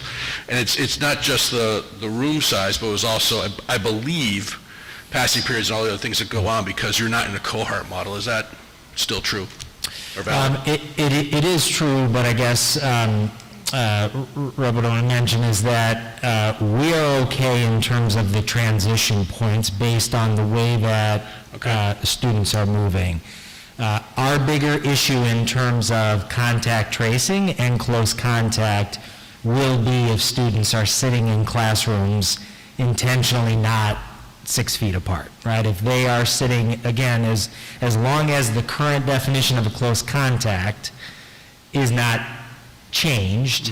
And again, I should mention that I think if we arrive at a point working with our health partners, with the health departments, that definition is redefined, I think that the definition of a close contact would be redefined along with it, but it's not right now. So you put 2 students 4 feet apart in a classroom, one test positive, by the length of that class and the amount of time that those 2 students would be sitting within 6 feet of each other, that second student would be a close contact and would be quarantined. And so, again, I didn't play it out in terms of the math, but if you go back to a situation at a secondary school where we have had scenarios where more than one student has tested positive on a given day at a school that was in the building. If we shrink that definition of physical distancing, and that results in every class, 3, 4, 5, 6 students defined as a close contact times by, 7 classes, one case could result in a scenario where you might have, 40 students that are quarantined. And I think we've shared that with the board. Right now, the place where we see that, unfortunately, is in some situations where a student is a bus rider and the nature of the number of students on the bus. That's where we've had the most situations where a positive case led to multiple quarantines. But, so again, long time to answer the question tied to that chart to say, if we have a situation by the way that we have scheduled classes where a positive case results in 30 or 40 students quarantined very, very quickly, you're going to see a building shut down, right? Yeah. Just it's going to happen in that space. And so, again, to that notion of, could we choose just not to follow that guidance by saying it's never possible, right? In the way that it's phrased, right? There's a choice element in that, but then there's an impact of that choice, right? That we have to recognize. If we can continue to expand opportunities and collaborate based on, this combination of variables that may change moving forward, to get some relief on some of those guidelines, that is a very different situation. That helps a lot. Thank you. We talked about 2 important points, clearly. Learning gaps, addressing learning gaps, and emotional wellness relationships. And prior to, say, let's go back a year, we made social emotional, we got updated every board meeting on social emotional, some aspect of it. Chris did a fantastic job.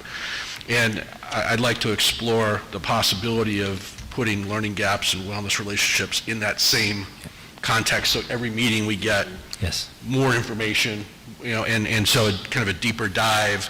Yes. And so that'd be great if we could do that. I'm going to comment on the substitutes. So we added 6 classroom supervisors and 25 more guest teachers. My perception, just my reaction, is that seems low. I thought we were going to have, with all the promoting we were doing and all the engagement, I thought, and all the emails we heard come in saying, hey, we got people line up at the door, we only have 6. So I don't know if that's because we don't need them, or if we just didn't have people show up, or what's the causation of that? Do we know? Yeah, I mean, we added those that we were able to engage and get to come in with us. I guess, I mentioned, Rob, that a guest teacher can serve as a line of sight supervisor, right? So, you can't go the other direction. So line of sight supervisor can't officially substitute for a class, but it can go the other way. So expanding our list by 31 is a good positive start, especially if those 31 individuals are committed to taking jobs and working, right, which was the kind of the second part, paired with that was expanding the list, going back to our existing list that has, I think there are 300, individuals on the list already, and making sure that we can get some of our existing subs to take jobs, incentivize them to commit to working regularly. So I don't have a better answer for you other than we've expanded that list, that opportunity, and hopefully that puts us in a good place as we move into the spring. It's a great step. I just, given the emails and the demand, I thought we would have seen more. So that's helpful. Thank you. And then, but that list remains open. So I want to say, we did one big outreach. That does not mean that other individuals who are willing to sub and meet the expectation, we will continue to. We do on an ongoing basis. We add to that list throughout every year. And we can. I want to ask the question or make an observation, and then we can do with it what we want. We've gotten a few emails the last few weeks from parents with stories about their children. We heard a letter read today, and we see other emails, and I know that the follow-up to that email is we reach out to that parent to see how we can help and how we can engage and get resources to that family. And it's my belief is that it's not just a reaction on our part, that we're always doing this and always looking and always engaging with teachers and families. I want to maybe talk about that a little bit more, or can we share our approach or what we do that's not reactive, that's proactive? And I don't, like, we can punt on that. I want to assure parents that it's not just reaction, that there's a lot of proactive things going on to address this issue. I don't know. So, no, it's not really a question, it's just more an observation. And I guess I don't want to punt on it. I think what you said is absolutely right? So I think as we've received letters and stories, when students are struggling, we struggle, right? Like I feel those stories. There are some elements of the circumstances that are leading to the struggle that we can address, and there's some that we can't. So we choose to focus, I think, as was asked earlier, about what can we do, right? There are things that we can do in terms of our outreach and our opportunity. A number of the programs that Dr. Salagi identified earlier in the year, your 2 emotional wellness coordinators from your 2 high schools were here. Those are jobs that didn't exist and positions that didn't exist before this year, but their role is to work with our teachers to provide that support and that outreach. So again, I think it's 2 things, Rob. It's connecting and understanding students that are struggling and need help, and then providing any of the resources that are available and continuing to think what else we need, right, in that space. So the dollars, the CARES dollars that we talk a lot about, mitigation, learning loss mitigation in the academic space, they can also support social emotional needs and support as well. And so again, as we continue to work with students, partner with our families through the balance of this year to see where the needs are, and there are additional resources that we need, we've got that pot to do that. But I think it starts with part of the step that was taken this week in getting kids back into our model and at least having a base of consistency in a model moving forward, even as we expand. And I think that will open up the opportunities through the relationships and through some of the opportunities that resume to see what kids need and how we can continue to support that. Thanks. That's it, Susan. Thank you, as always, for the update and for the thorough work that you and your team put into this. I am very happy, as the others have said, to hear about the filling seats at the high schools. I know my freshman, when I picked him up on Monday, the very first thing he said to me, he said, "There's less kids here." And so I think that's really important. And I just want to ask if, and this may be something that you're still working on, but I wanted to maybe just push a little bit more on the timeline on that and how that's going to work. I know that it said for second semester, which would be February 1st, correct? And I guess, like, how long will this take to do that? Because you're going to have students who choose to either choose the hybrid or go back to Virtual Academy, which starts February 1st with the second semester. And then I assume it's going to take a couple of weeks to see kind of how, if people are showing up, if they're not. Like, I guess are some of those details, are they still being worked out, or are they, if I sign up for hybrid and I don't show up, how many times do I get placed in the Virtual Academy? Those kinds of things. Like, when will those opportunities really start materializing for people? And so again, there's 2 things to, I think, of what you just asked in there, Susan. One is the attendance policy, and the details for the attendance policy have been fleshed out. Dr. Kyle is working with our high school leadership teams. And when I say leadership teams, not just our administrators, but we've got a core work team that has come together to continue to look at the return plans. And that was one of the things, I think, even as of this morning, that team was together looking at some of those pieces. So the details in terms of the attendance policy are done. I think our thought in terms of timing of rollout for that attendance policy was second semester, just because there's a transition point, and I think that's a natural opportunity to say beginning of second semester, this new practice around attendance policy starts, right? And so I think that is the piece. The other question, though, just in terms of making sure that we have a firm understanding of separate from the attendance policy, who is really showing up and who's now decided to just stay remote, that we're working on right now. So that's not waiting until second semester, but again, we're 2 days into the return to the hybrid, and so as much as there's an urgency to obviously have everything, done as quickly as possible so that we can continue to expand those opportunities as quickly as possible.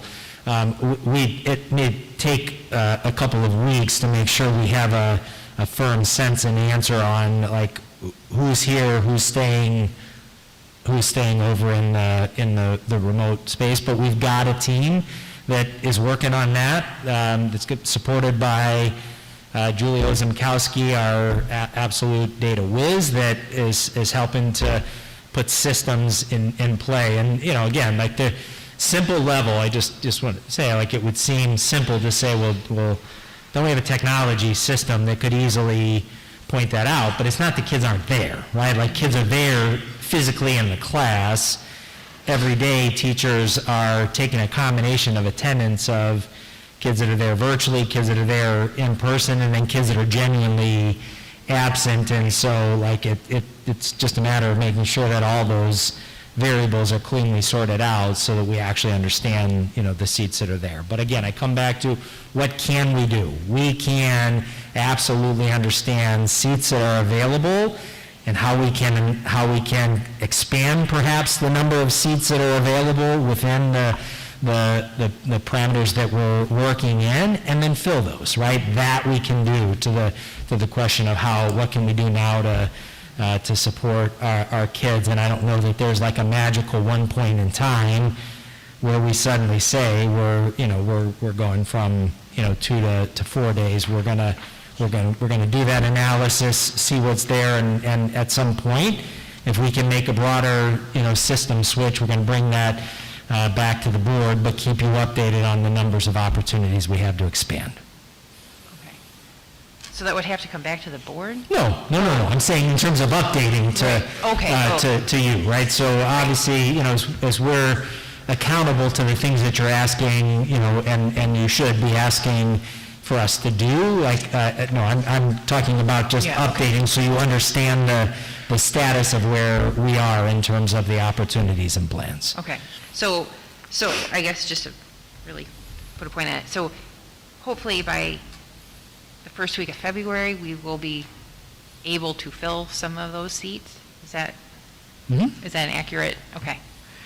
Because I just think that's important I think that's what parents are going to want to know, that, what kind of timeline are we working on? So it's not like, okay, by spring break, well, it's coming in the next few weeks. We just need some time to evaluate that, and, that's our goal. So I appreciate that. And we want to make sure we do that in an accurate way as well, that I'm not creating a safety issue or concern out of, us bringing too many students back at one point in time. So, again, there's a desire to get this done, and expand those opportunities, soon, but, we need to make sure we do that in a very thoughtful way. Yeah, no, and I just meant the start of it. I didn't mean for it to be like one big fill fell swoop. So, so no, I appreciate that. Let's see.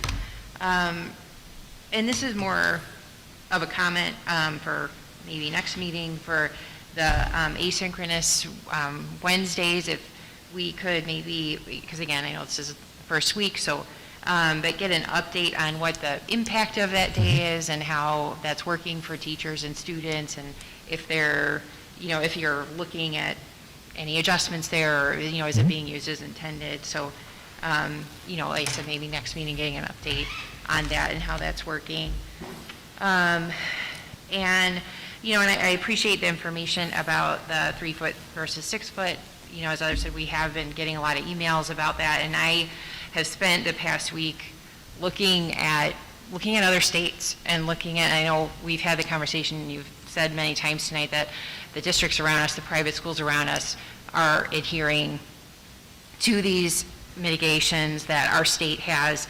And, you know, and so I just started looking around at other states and what's going on. And you know, it's, I guess fortunately or unfortunately, however you want to look at it, we are in the state of Illinois.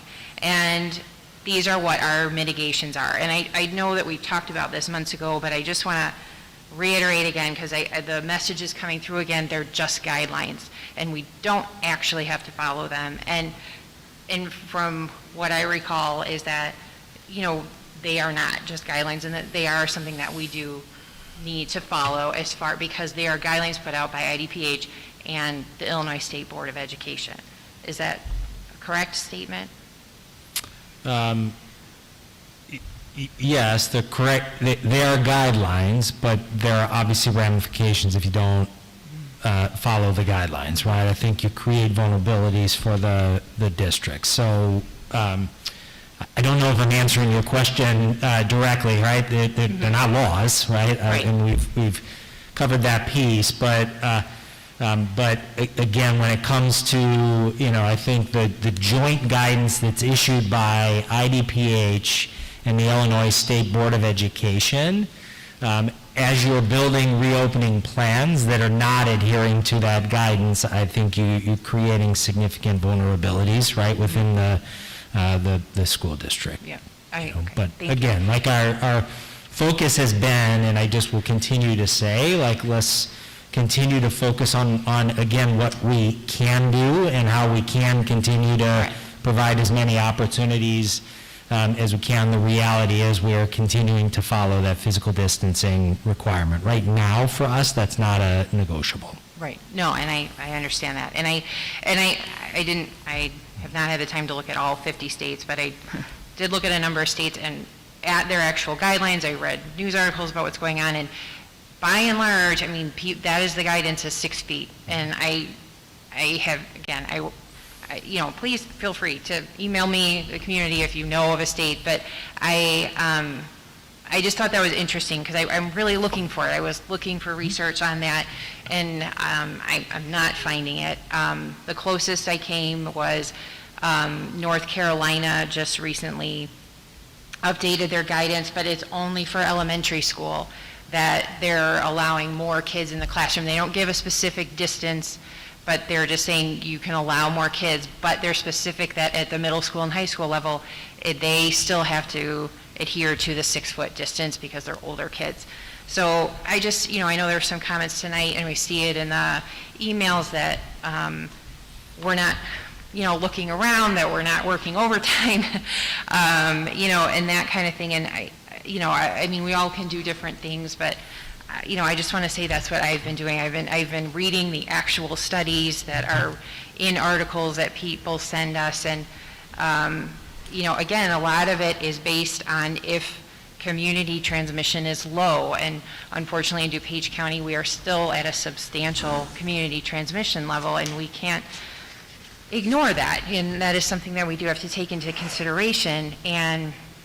But which brings me, as you mentioned at the end, which I'm very glad to see with the surveillance testing, that I think about, and it kind of goes to what the gentleman said in public comment about what's the next question.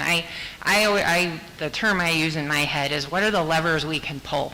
You know, as a governing body, you know, what can we do? And as I'm reading these studies, and I started thinking about what can we do as far as a study, or what, can we be part of something? Can we try to initiate something? And I know you alluded to it, that with the surveillance testing and all the other districts, signing on now to do it, that there in the aggregate, we have data, and we have data with our other school districts. And I just want to put I don't know what the word is, urge or put a plea out to our school community that I know we've received at least one email of, somebody saying, well, I'm not going to do the surveillance testing because it doesn't allow my child to be in school 5 days.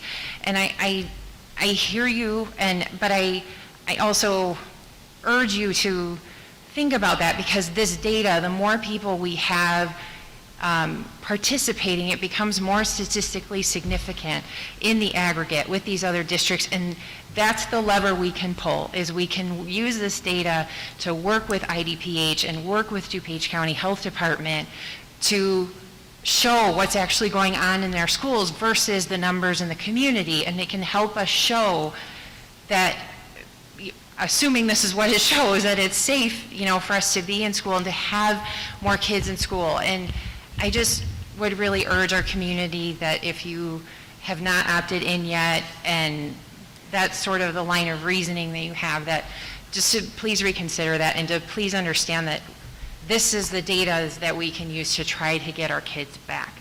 And both of my kids are doing it. It's very easy. It doesn't bother them, and they're doing well with it. So let's see. I think, sorry, let me just want to see if I had jotted down anything else here. I think that's all I have. But again, just thank you to you and your team for the thoroughness of the work, Mrs. Murphy and Dr. Salagi. I really appreciate it. So thank you very much. Can I ask a question about logistics when it comes as we approach second semester?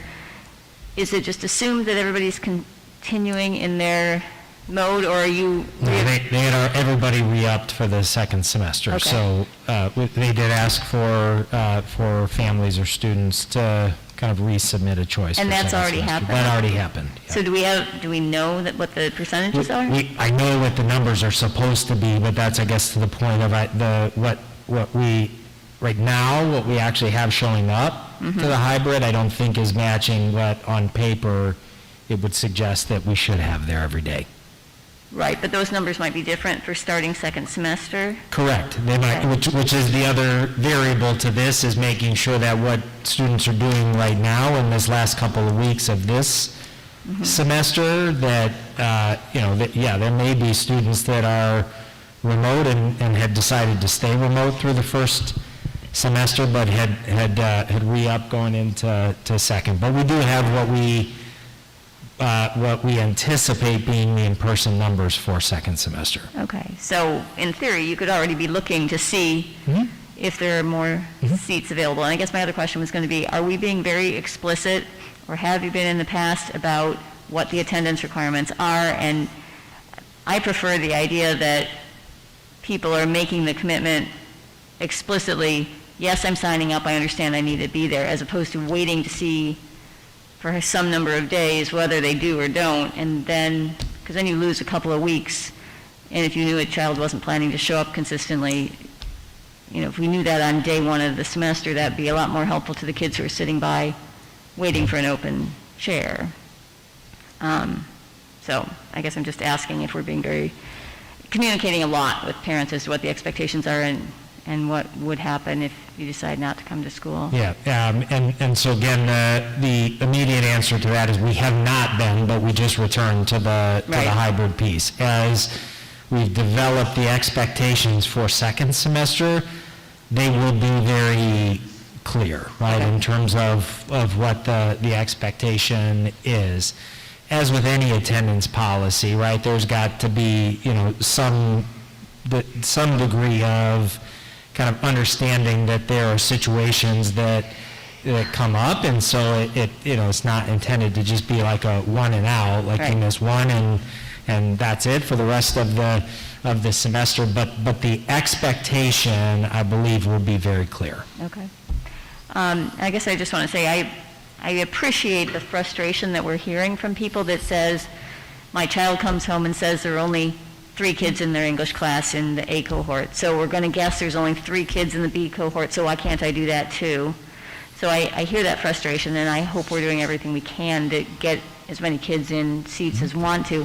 But I also appreciate the nuance that you point out, that it's not as simple as, well, it seems like there's nobody in my class in a particular class period, so I should be able to come tomorrow too, when it could be 2, 3, 4, 5 of your classes where there might or might not be a seat, and logistically that starts to become really crazy to figure out what you can do with a kid if in the middle of their day all of a sudden there's no seat for them in the class that they would otherwise go to next. Correct. So I appreciate that. Can we, going forward, get reports on how our staffing is going? That seemed to be a huge issue when we went into adaptive pause, so it'd be nice to know, especially with all the extra guest teachers that you've hired, how that's going. And following on something that Rob said, I really appreciated all of the SEL reports we were getting last year, and one of my favorite things coming out of the whole SEL movement was the goal of having a trusted adult attached to every child. Are we still proactively doing anything with that this year? I know we've been preoccupied with an awful lot of other things, and they aren't physically necessarily around those people, but I guess we're all getting used to not being physically around people. So even in a virtual world, are we making sure that all of our kids have a connection to a trusted adult? Yep. I'll let Dr. Sloggy take that one. Okay.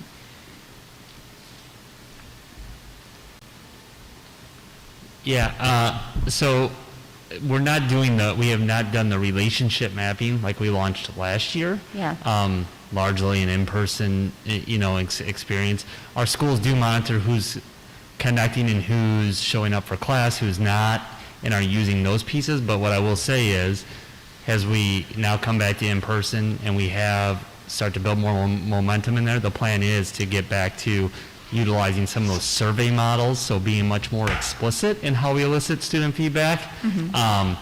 And so throughout the course of this year, while we've always had to focus on relationships, it's been more about the engagement level than the student survey pieces and some of those maps that we've rolled out. But our plan is now to get back to some of that work as we build momentum at our secondary levels. So that will be a part of my reports as we move forward. Okay, thank you.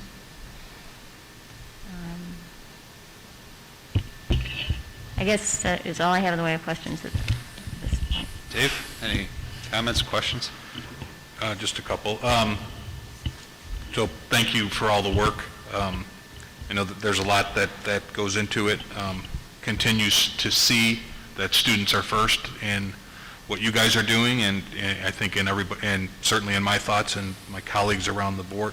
Thank you to the teachers. It's been incredibly hard on them, and I know that they are being very flexible. I do appreciate the frustration and opinions of everybody in the community, and I'm glad that people are being vocal about that. I would again just ask that the community be a little more constructive. Some people are being extremely disrespectful, and that's your right, but I would just put that out there that some of the emails that we get are just disrespectful. For the students that you said there are some students that are getting the opportunity to be more than 2 days now. Can you just give me an example of what those kind of criteria is, or how that's happening?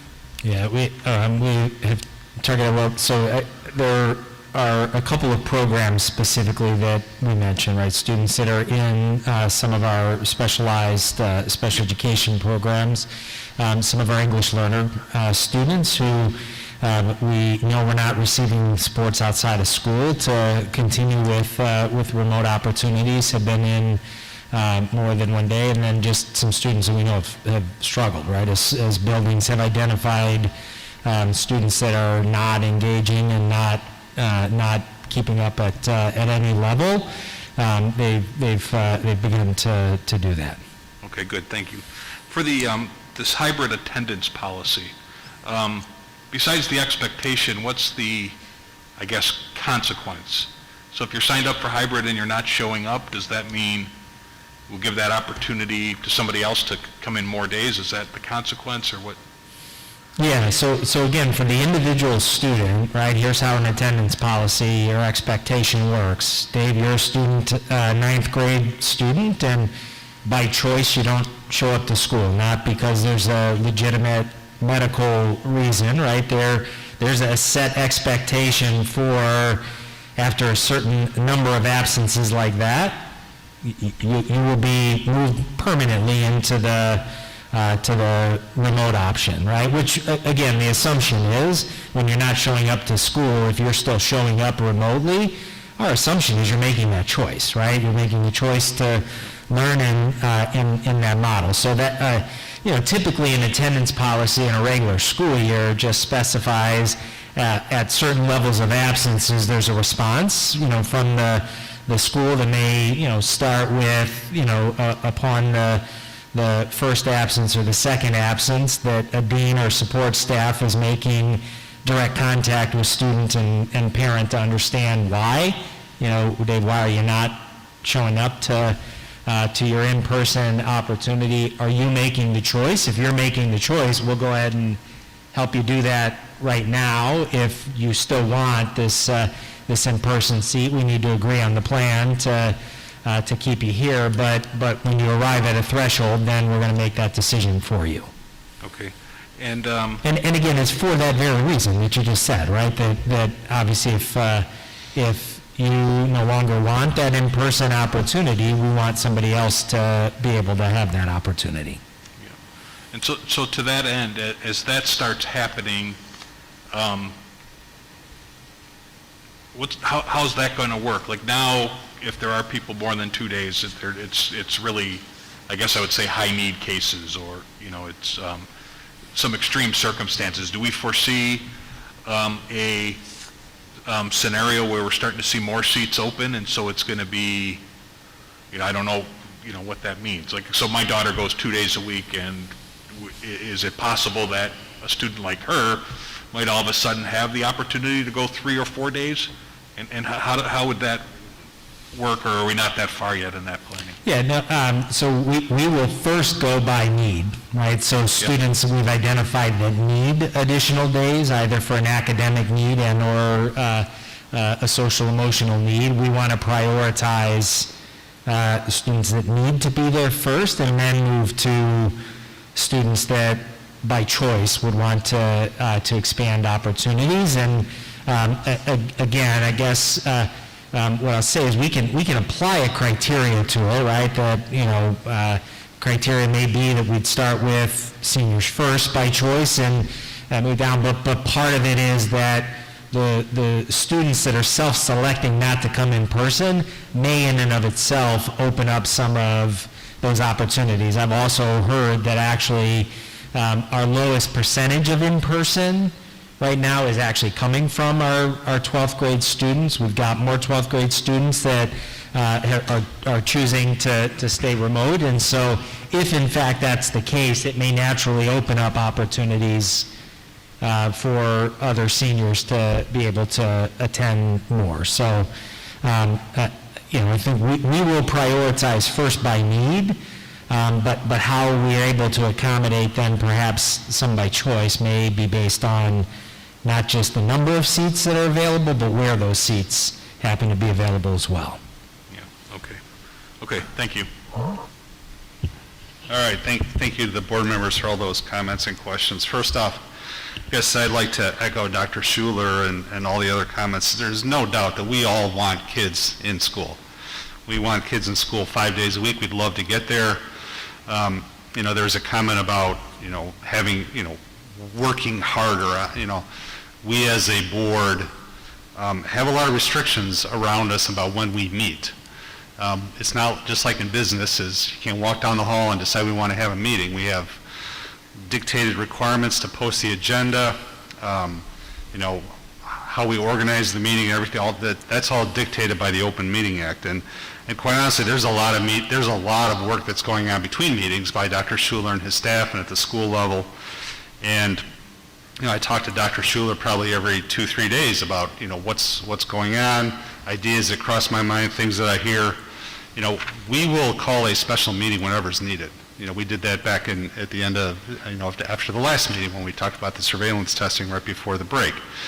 We've done this in the past on all kinds of different issues. If we're to a point where there's some decision made or some decision needed from the board, we will call a special meeting, post that agenda once we figure out the schedule.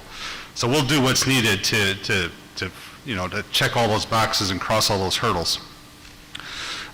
First, thank you for the kind of the emphasis of, we've talked a lot about it in the discussion about the physical distancing and that direct linkage to contact tracing. I think that's something that, that most people don't understand, but I think that the desire to push more kids into the classroom could have the opposite benefit of removing more kids from the school based on those restrictions which haven't changed within the state of Illinois about what a close contact is. So I thank you for kind of reinforcing that and pointing out how those two issues, while they're different bullet points on the list, are directly related to each other, and it does impact the ability to maintain that student learning experience on an ongoing basis. Secondly, and this was something that was kind of embedded in one of the pages, but I would love to put a priority on extracurricular activities at our schools.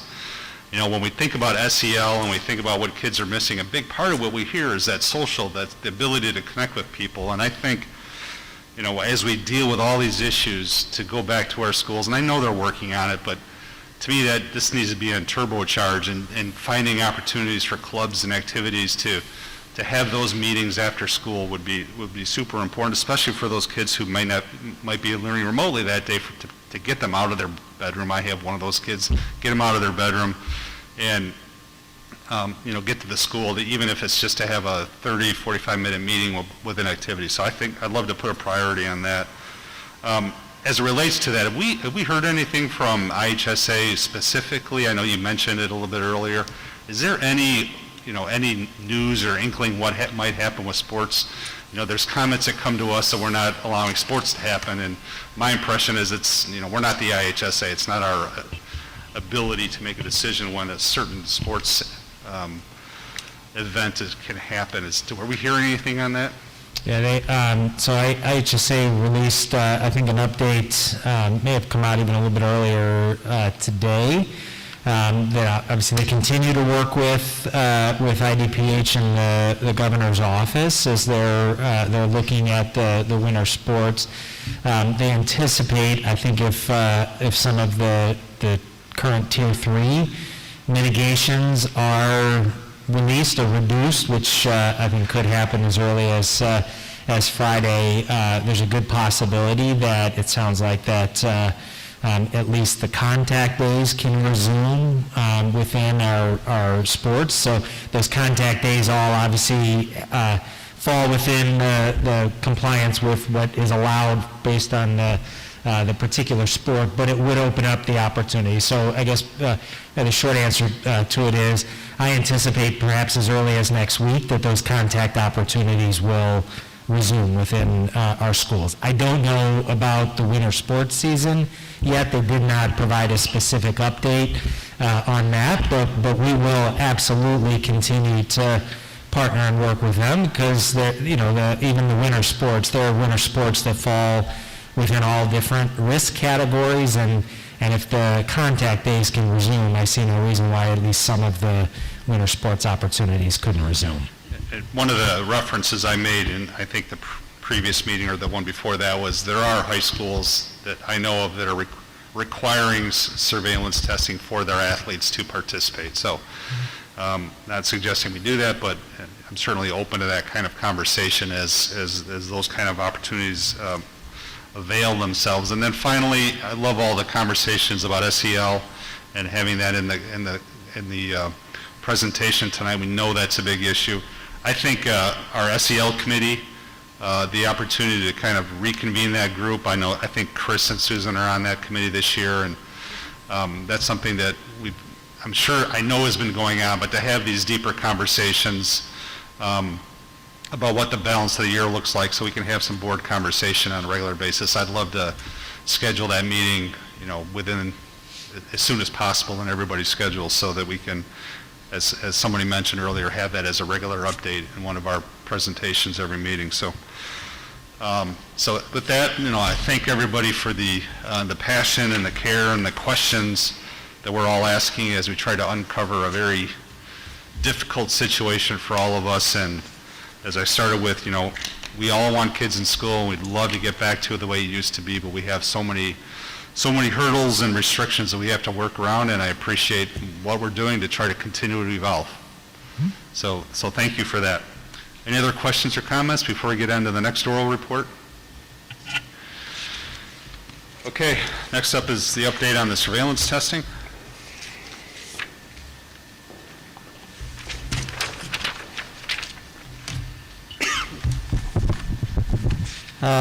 So good evening again, members of the Board of Education. I intend to give you an update on our surveillance testing and then obviously take any questions as we go forth.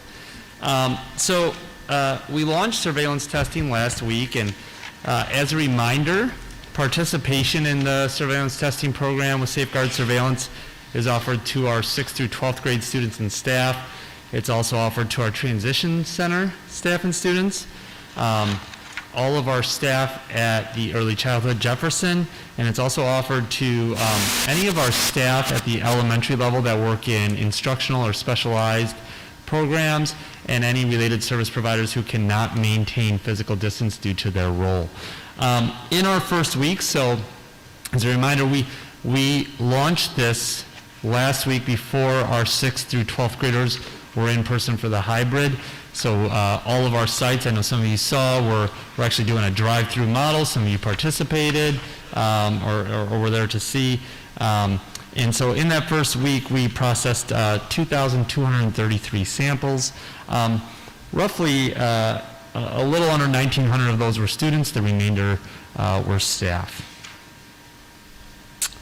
Again, a reminder on the logistics of this. Because our surveillance program, there is rolling opportunities for students and staff to opt in. So I think it's important that we recognize the logistical processes as part of this, and really a lot of different operational pieces and key people at all different levels, from our district level to our building level. Our facilities team, our health team are involved in this process. But again, the process starts with a student or employee opting into surveillance testing. They have the opportunity to do that incrementally and opt in, and when they opt in, they're in the program, but we run them every 3 weeks. So when you receive your tubes, you're receiving 3 tubes. We provide barcoded tubes to the students and employees. They provide the sample at the collection site. So as I mentioned on the first round, it was a drive-through model. Now, even as you walked in here to Hubble, you might have saw a large bin. Students are spitting at home, doing their sample at home, and then bringing it to school in a sealed Ziploc baggie. We have great coordination with our facilities department, where they are coordinating all the samples from all of our schools at different sites. You're putting them in trays and delivering those to the lab. The results are delivered typically within 24 hours. This week, as we've gotten into the second week, we did our A group on Monday and our B group on Tuesday. Each of those samples were smaller than the large batch that we sent on a one-day from last week, and we received those results prior to the start of the next school day. We've got a really clear process and communication process in place that starts with our data department and goes through our health department to make sure we're communicating effectively and efficiently that next school day, especially for any students or staff that would be coming to school that next school day. In many cases, that student's not coming to school until a couple days from then because of how our AB schedule works, but certainly we have those results dialed up by 5 a.m. the next morning and have key communication in place. 2, do what is really step 6, to notify an individual if diagnostic testing at a CLIA certified lab is needed. Just as a reminder for the Board of Education and for the community, The student information and data from the surveillance testing is private. Our students only receive a vial with a bar-coded 7-digit ID number on it. That's the only thing that they give back to us. Those bar-coded numbers are unique to District 200. So if we get back a reading that is asking to refer a student for diagnostic testing, all that the lab gives back is a coded number. We on the back end have a data system that merges to have an identifier on there. So again, there's certainly the privacy piece attached to this work. In week 1, so last week, again, I mentioned that I think we did a little bit over 2,233 samples processed. We did have 1 student referred for COVID-19 testing at a CLIA certified lab and 1 staff member. We did receive, as I mentioned, this week we received our results back, and we had 3 students referred for diagnostic testing.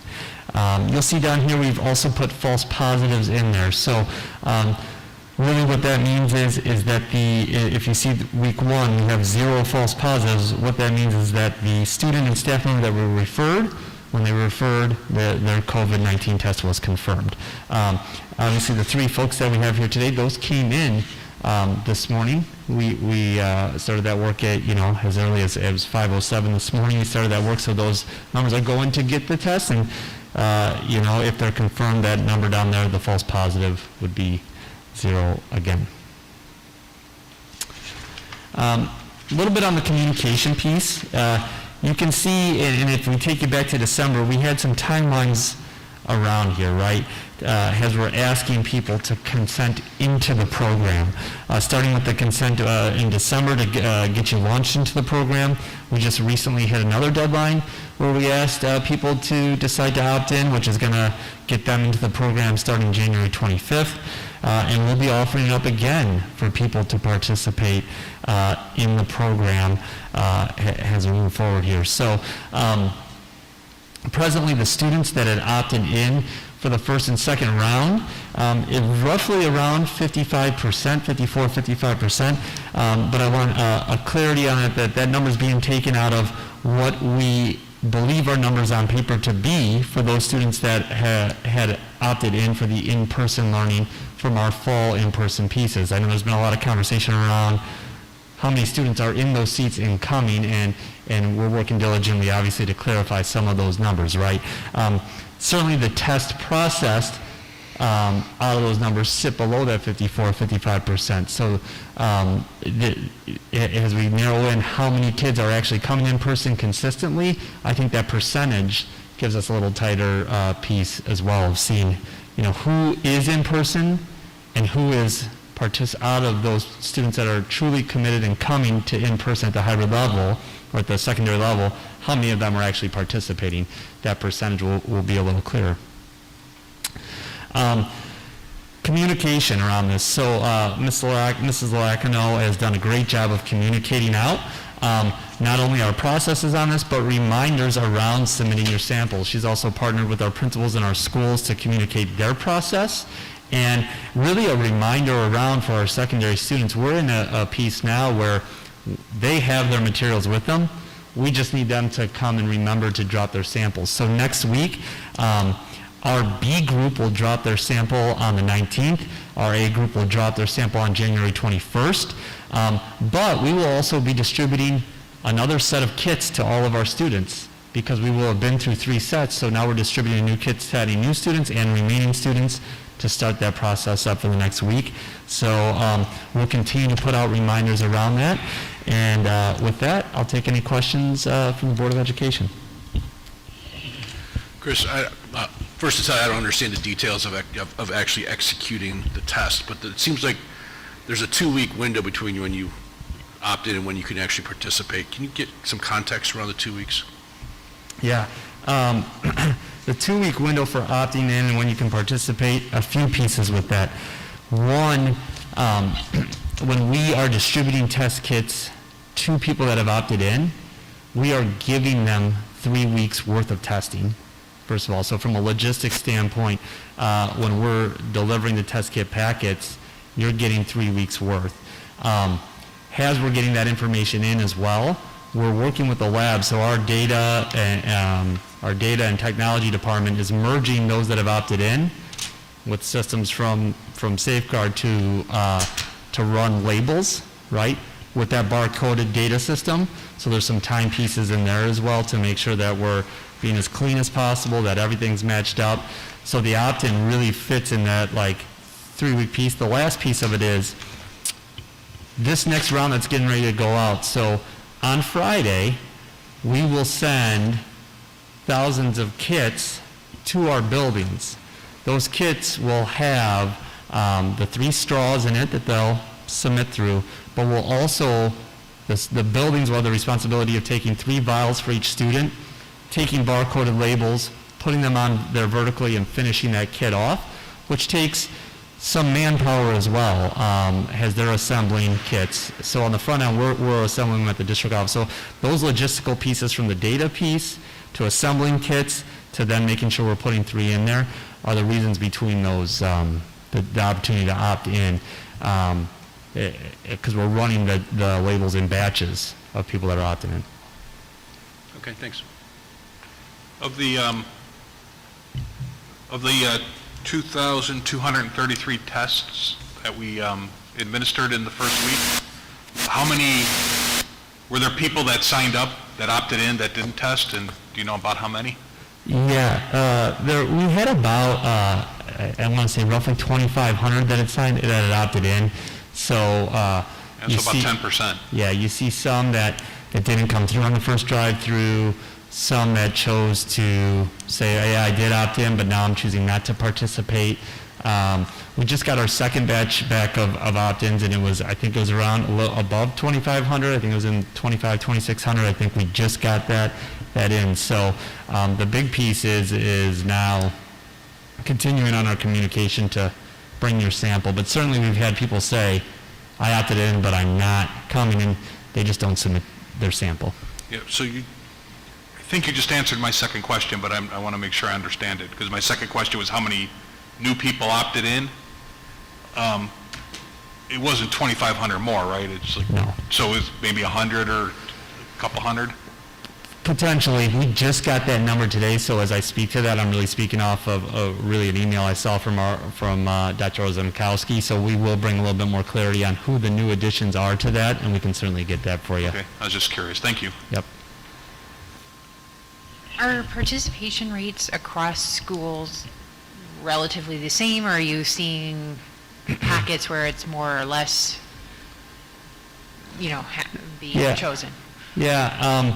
So in our first week of testing, we saw pretty much consistency. I think we saw a little more participation at some of our middle schools, not substantially more, but more at our middle schools as opposed to our high schools.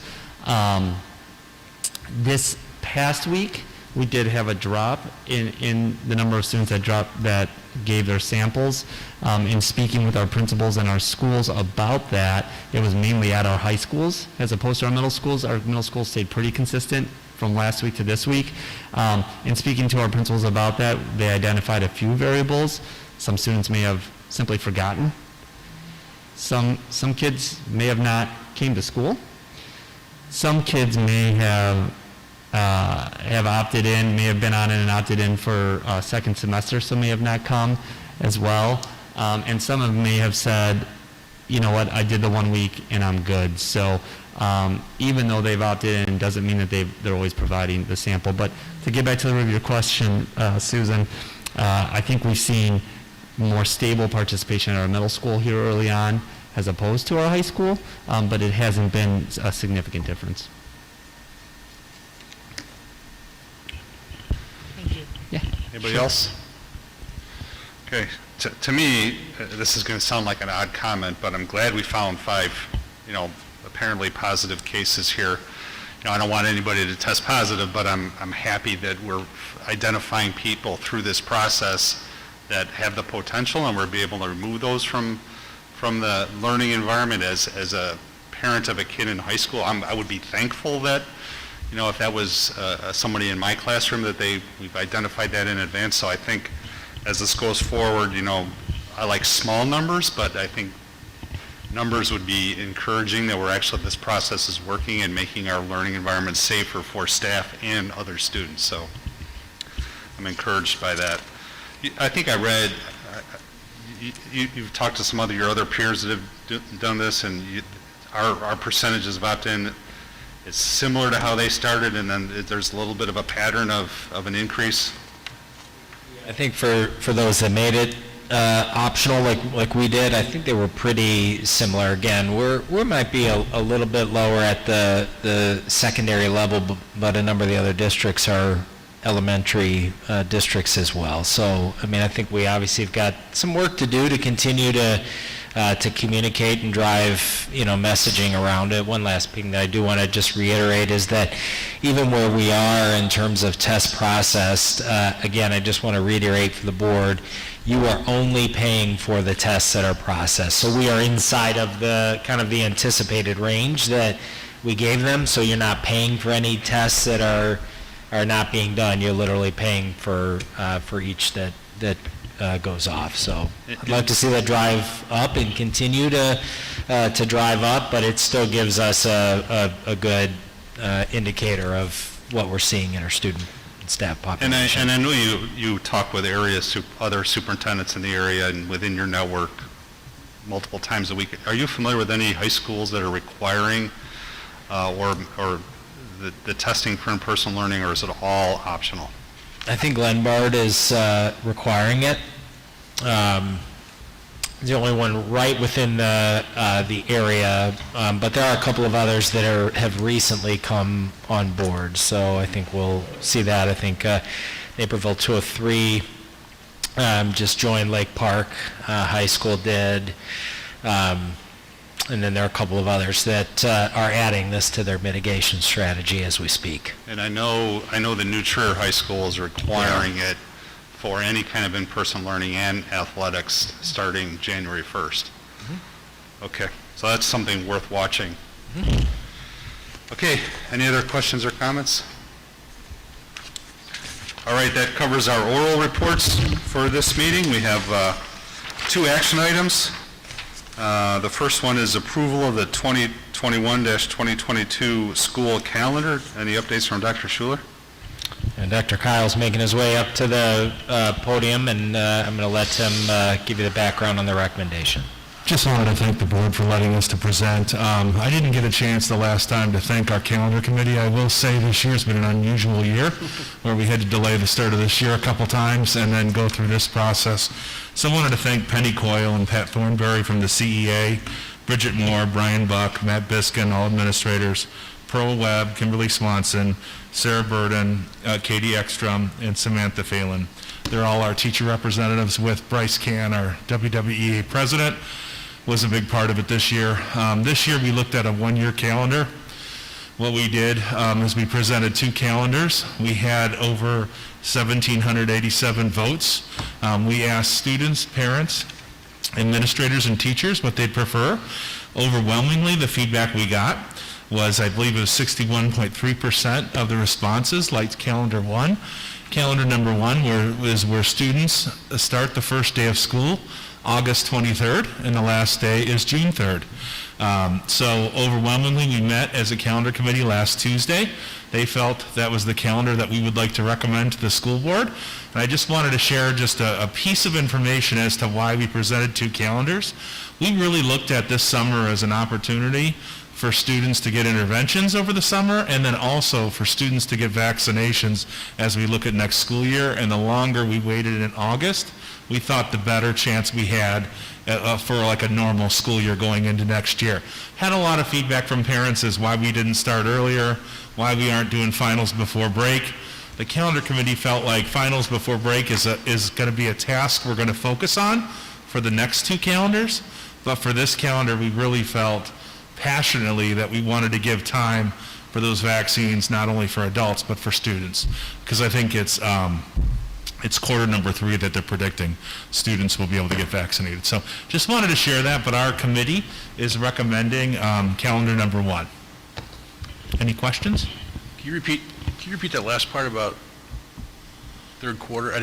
That wasn't registering. Yeah, and the CDC, they talk about students having vaccinations for COVID-19, at least when the calendar committee was meeting, and most of those projections have been clear. Quarter number 3 is when students should come on board, so that's what I'm sharing. Not third quarter in the school year. If you're thinking of third quarter like school year, he's calendar talking, year. third quarter in the July calendar and year. August.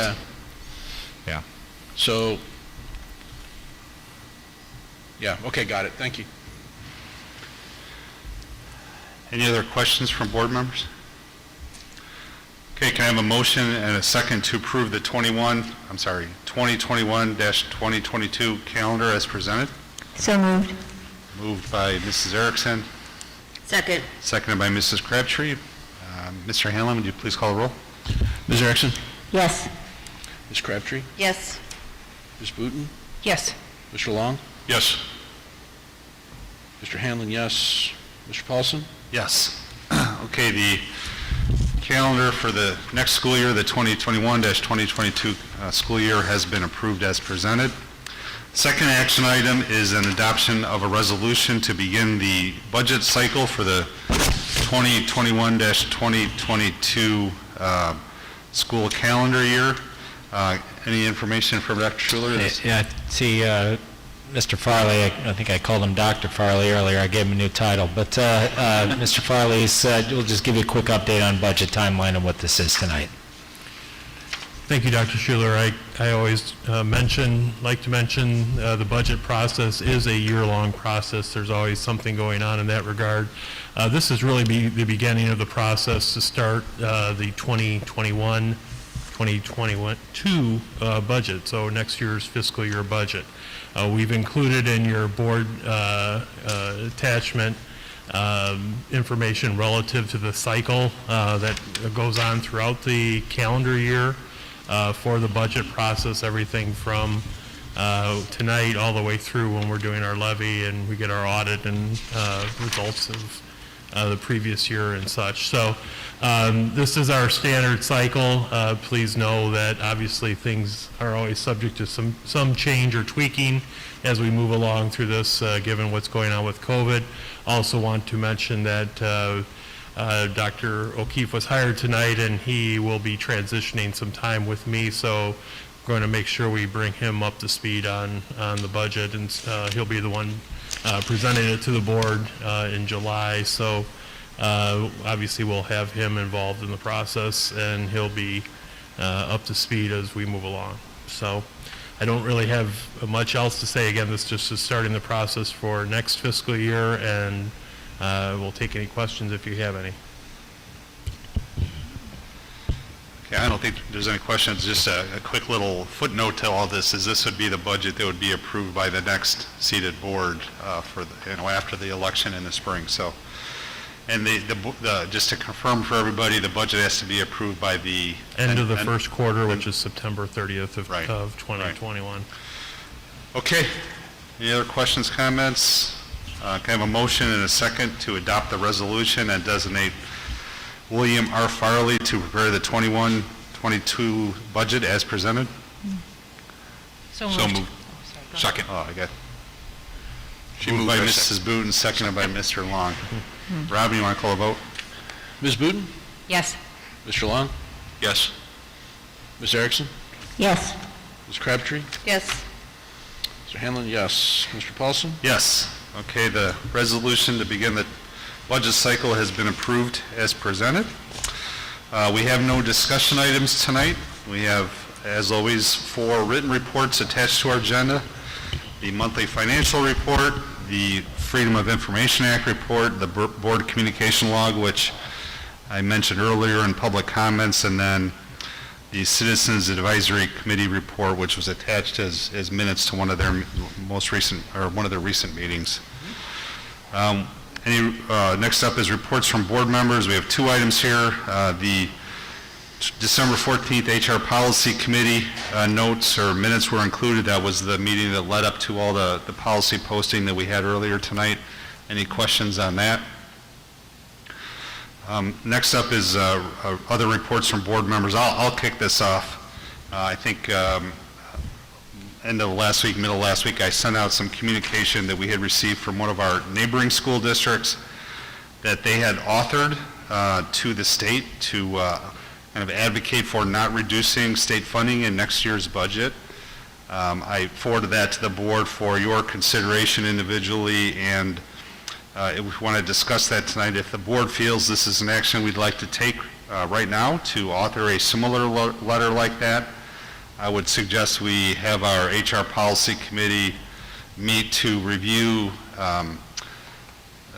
the format of that letter, maybe consider what might be going on specifically regarding the budget conversation in Springfield, and the idea of bringing a draft back to the board for consideration at our January 27th Committee of the Whole meeting, or perhaps a later meeting as things may be developing in Springfield. The timing of that letter may be more relevant at different points in time as that conversation develops.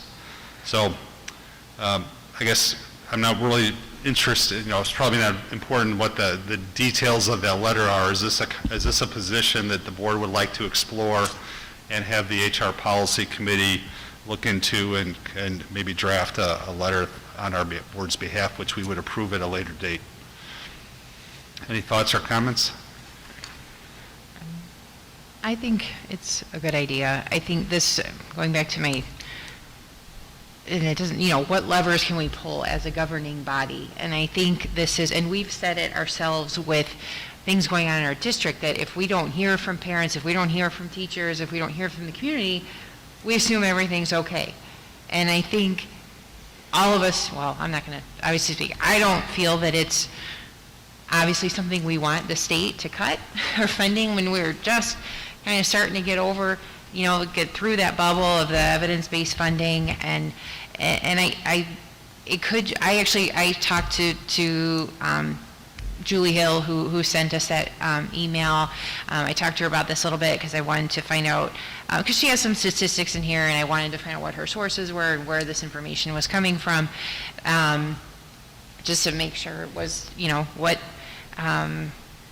she was saying here. And and she used the word, she's like, we might just be screaming into the void, because we're going, to, sending it to our state government, but I think it's worth trying, and I think we need to speak up for our districts, we need to speak up for our communities, and I think it's just like we see, with our community, that if you at least make the effort to send the letter that okay, well, District 200, this is where they stand, and it's, because I think otherwise, just staying quiet, it's like, okay, Springfield, whatever you do is fine, and so, I think it's worthwhile, sending letters like this and being a little bit more engaged with and I know Dr. Schuler, I know you were engaged with our representatives and that kind of thing, but I think it's good for our board to, when appropriate, I'm not saying like bam, bam, bam letters all the time, but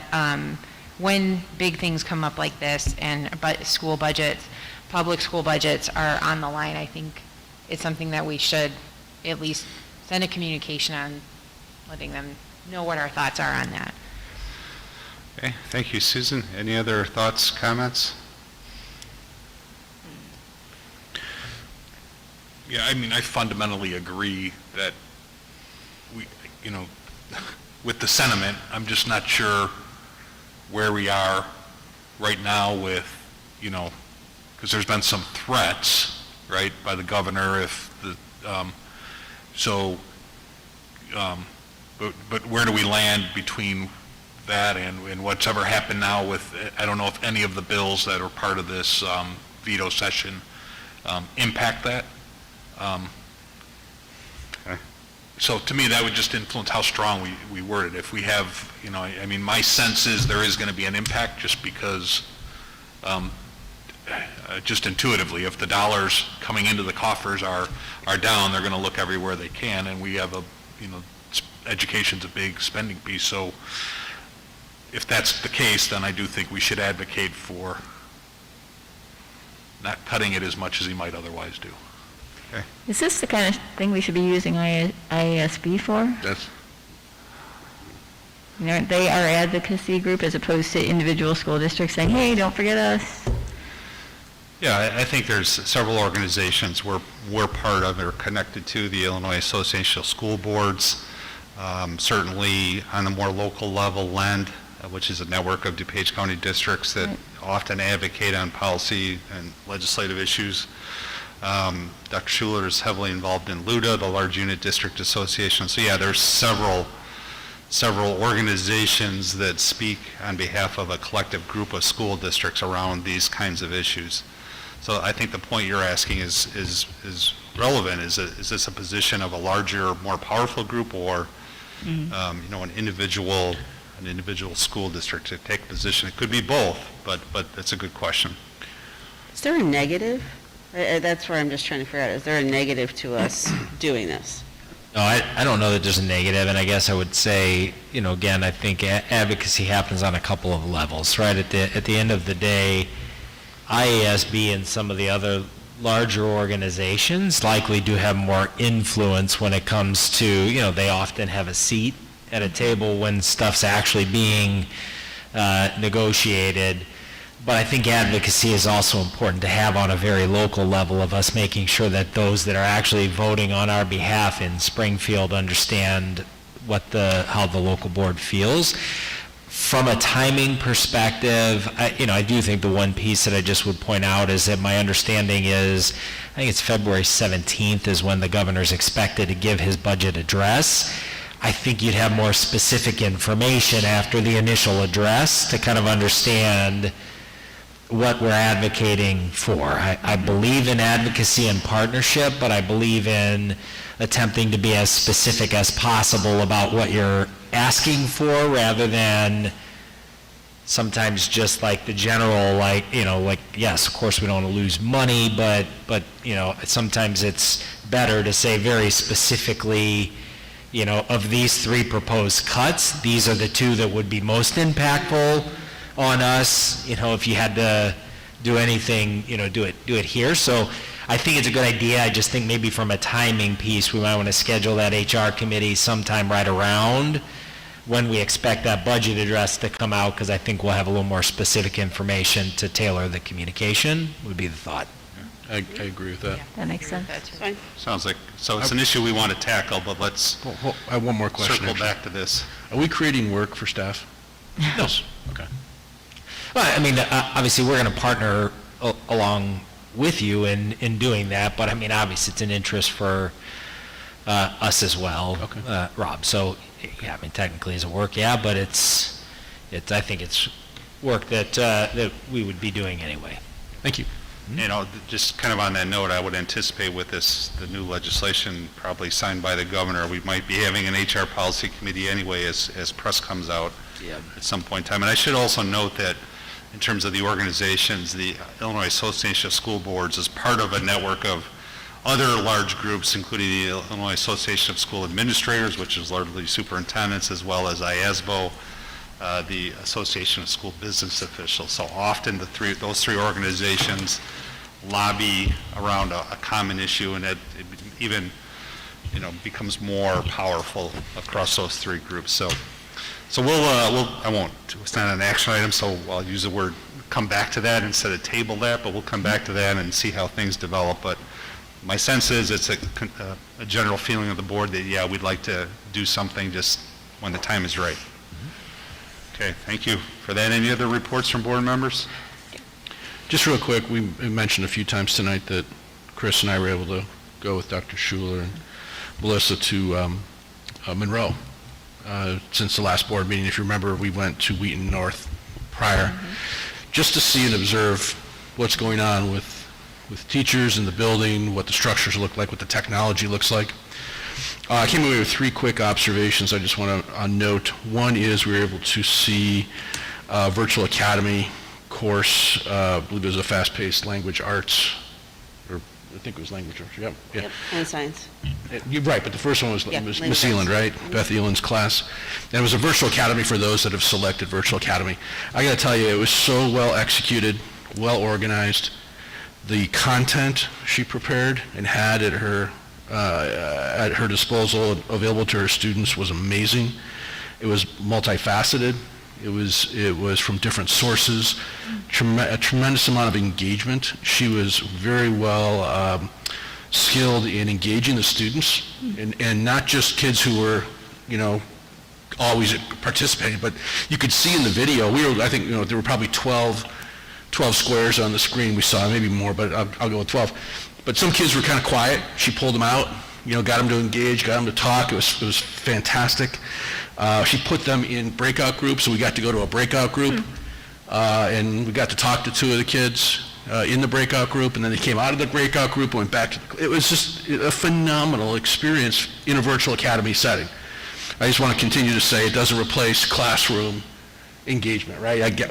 We all agree to that. But what I did see was very impressive, and an outstanding job by one of our teachers to really bring that to life. It was fantastic.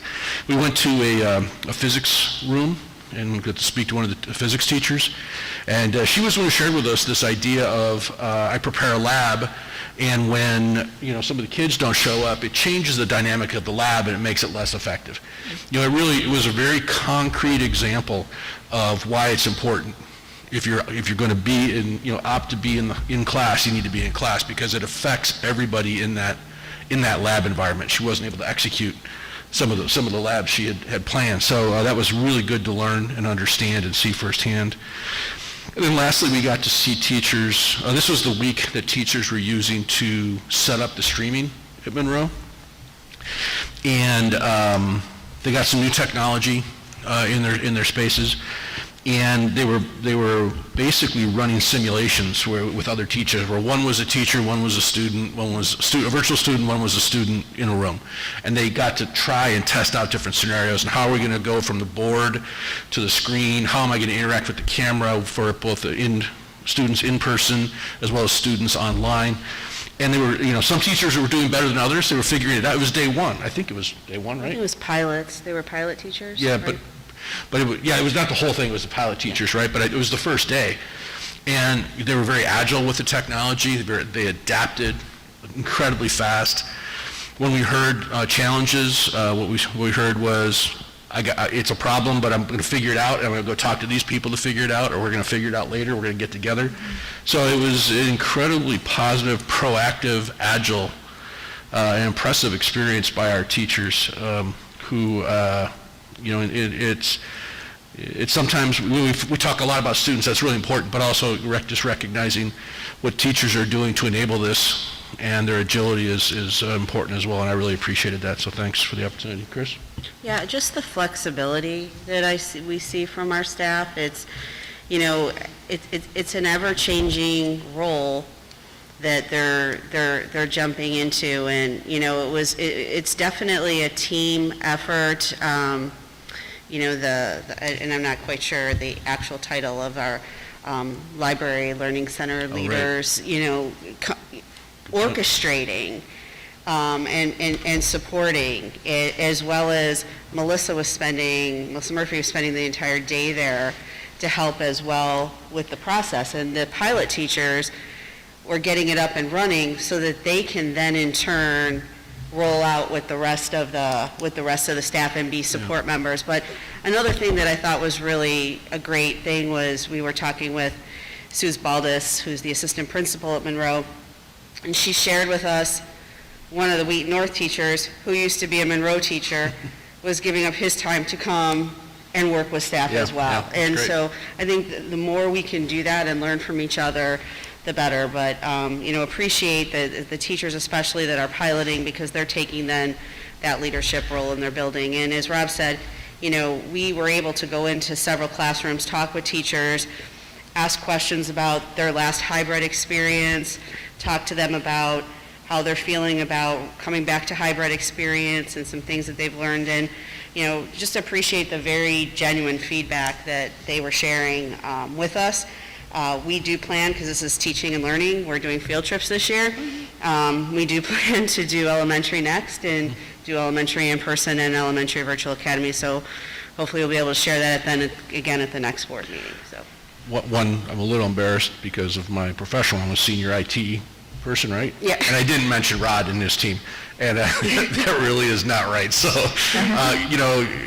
such an impressive rollout of technology by Rod and his team to get the equipment deployed, get it kind of configured and set up, and be available for support to address questions and get things ready. So I just want to recognize Rod and the team. What a great, incredible effort that was. And you never see it. It's only when things go wrong that you hear about it. So, on a very positive note, fantastic deployment. Yeah. I'd just like to say thank you to both of you guys for getting in there and being our eyes and ears in the schools, because the students miss being in there. I know, from my perspective, I really miss being in the schools and seeing the kids and seeing what they're doing and talking to them too, so I appreciate you guys getting in there. Thank you. Yeah, I'm going to be careful with this, but I think it's really important that we always keep that classroom experience and learning experience at the front of our agenda, right? Because we get so sucked into issues and everything, the process and procedure, seeing it, experiencing it, and having that be, a kind of a beacon for us is critical as effective board members. Yep. Thanks, Jenna. Yeah, thank you for your comments, Rob. Dave, you got something? Just real quick, we did have an equity task force meeting, and a really good meeting. It kind of transitioned. Dr. Kroom facilitated the first several meetings, and is it Dr. Puello? Is that the right pronunciation? She is now taking the lead, and it was really impressive to see her kind of shining as she led, because there's a little bit more of than her just being a participant, maybe a little bit more on the quiet side. So it's very impressive. There's a whole list of action items that we are working through. So there are going to be things that happen pretty quickly. And so there's a lot of energy and so forth going on with that. And with what Rob was talking about, I did do a coaching session with the incubator class at Wheaton North. It happened to be on the 4th, so it was the first day after break, but it was, Mr. Chrisman did a really nice job of how it's facilitated, but it's very different. I didn't get to hear about much from the kids, which is normally part of what you're doing, and it was only 30 minutes, but pretty good. That program still seems to be thriving. He had a couple teams that had won some money in a preliminary kind of show, and so I think that's that one in particular is a class that will really benefit from being back in person sometime. Thank you. Are there minutes or anything from the Equity Task Force? I wondered the same thing. Are there minutes for the Equity Task Force or anything like that, or no? Yeah, we haven't kept official minutes from within the committee. That's okay. I mean, Dave is our liaison. Yeah, I mean, I get, I should have prepared a little more. I started a new job this week, so I was a little distracted and didn't think about it. But I'll put together some thoughts and either send them out individually or I think the items that were listed that we're working on would be of interest for everyone to see. Yeah, that's what I was going to ask for, those action items, if we could just see them for reference. Yeah, it's a work in process, but still for you to see. The intent is that they will come to the board. So when that committee is done with its work, the intent is to bring an outcome to the board as the work is completed, to be able to kind of line up with your current. Got it. Okay, I apologize. I missed it. And if you're interested in a little more, we can have a conversation. Yeah, okay, thank you. Okay, my only comment, did you have something, Jenna? Nope. Okay, my only comment is actually going back to the consent agenda. Without people in the room, it's hard to congratulate them and welcome to the district as we typically do when we hire a new staff member. So I just wanted to kind of officially welcome and congratulate Dr. O'Keefe for joining District 200. I think it's going to be a great transition from what I hear with Mr. Farley, who's served this district and community for a long period of time. So again, if Brian is still watching, congratulations, and we're happy to have you. We have a couple topics for future discussion, which is the part of the process that we approved tonight is to do our 5-year financial projections, as well as get an update on our master technology plan.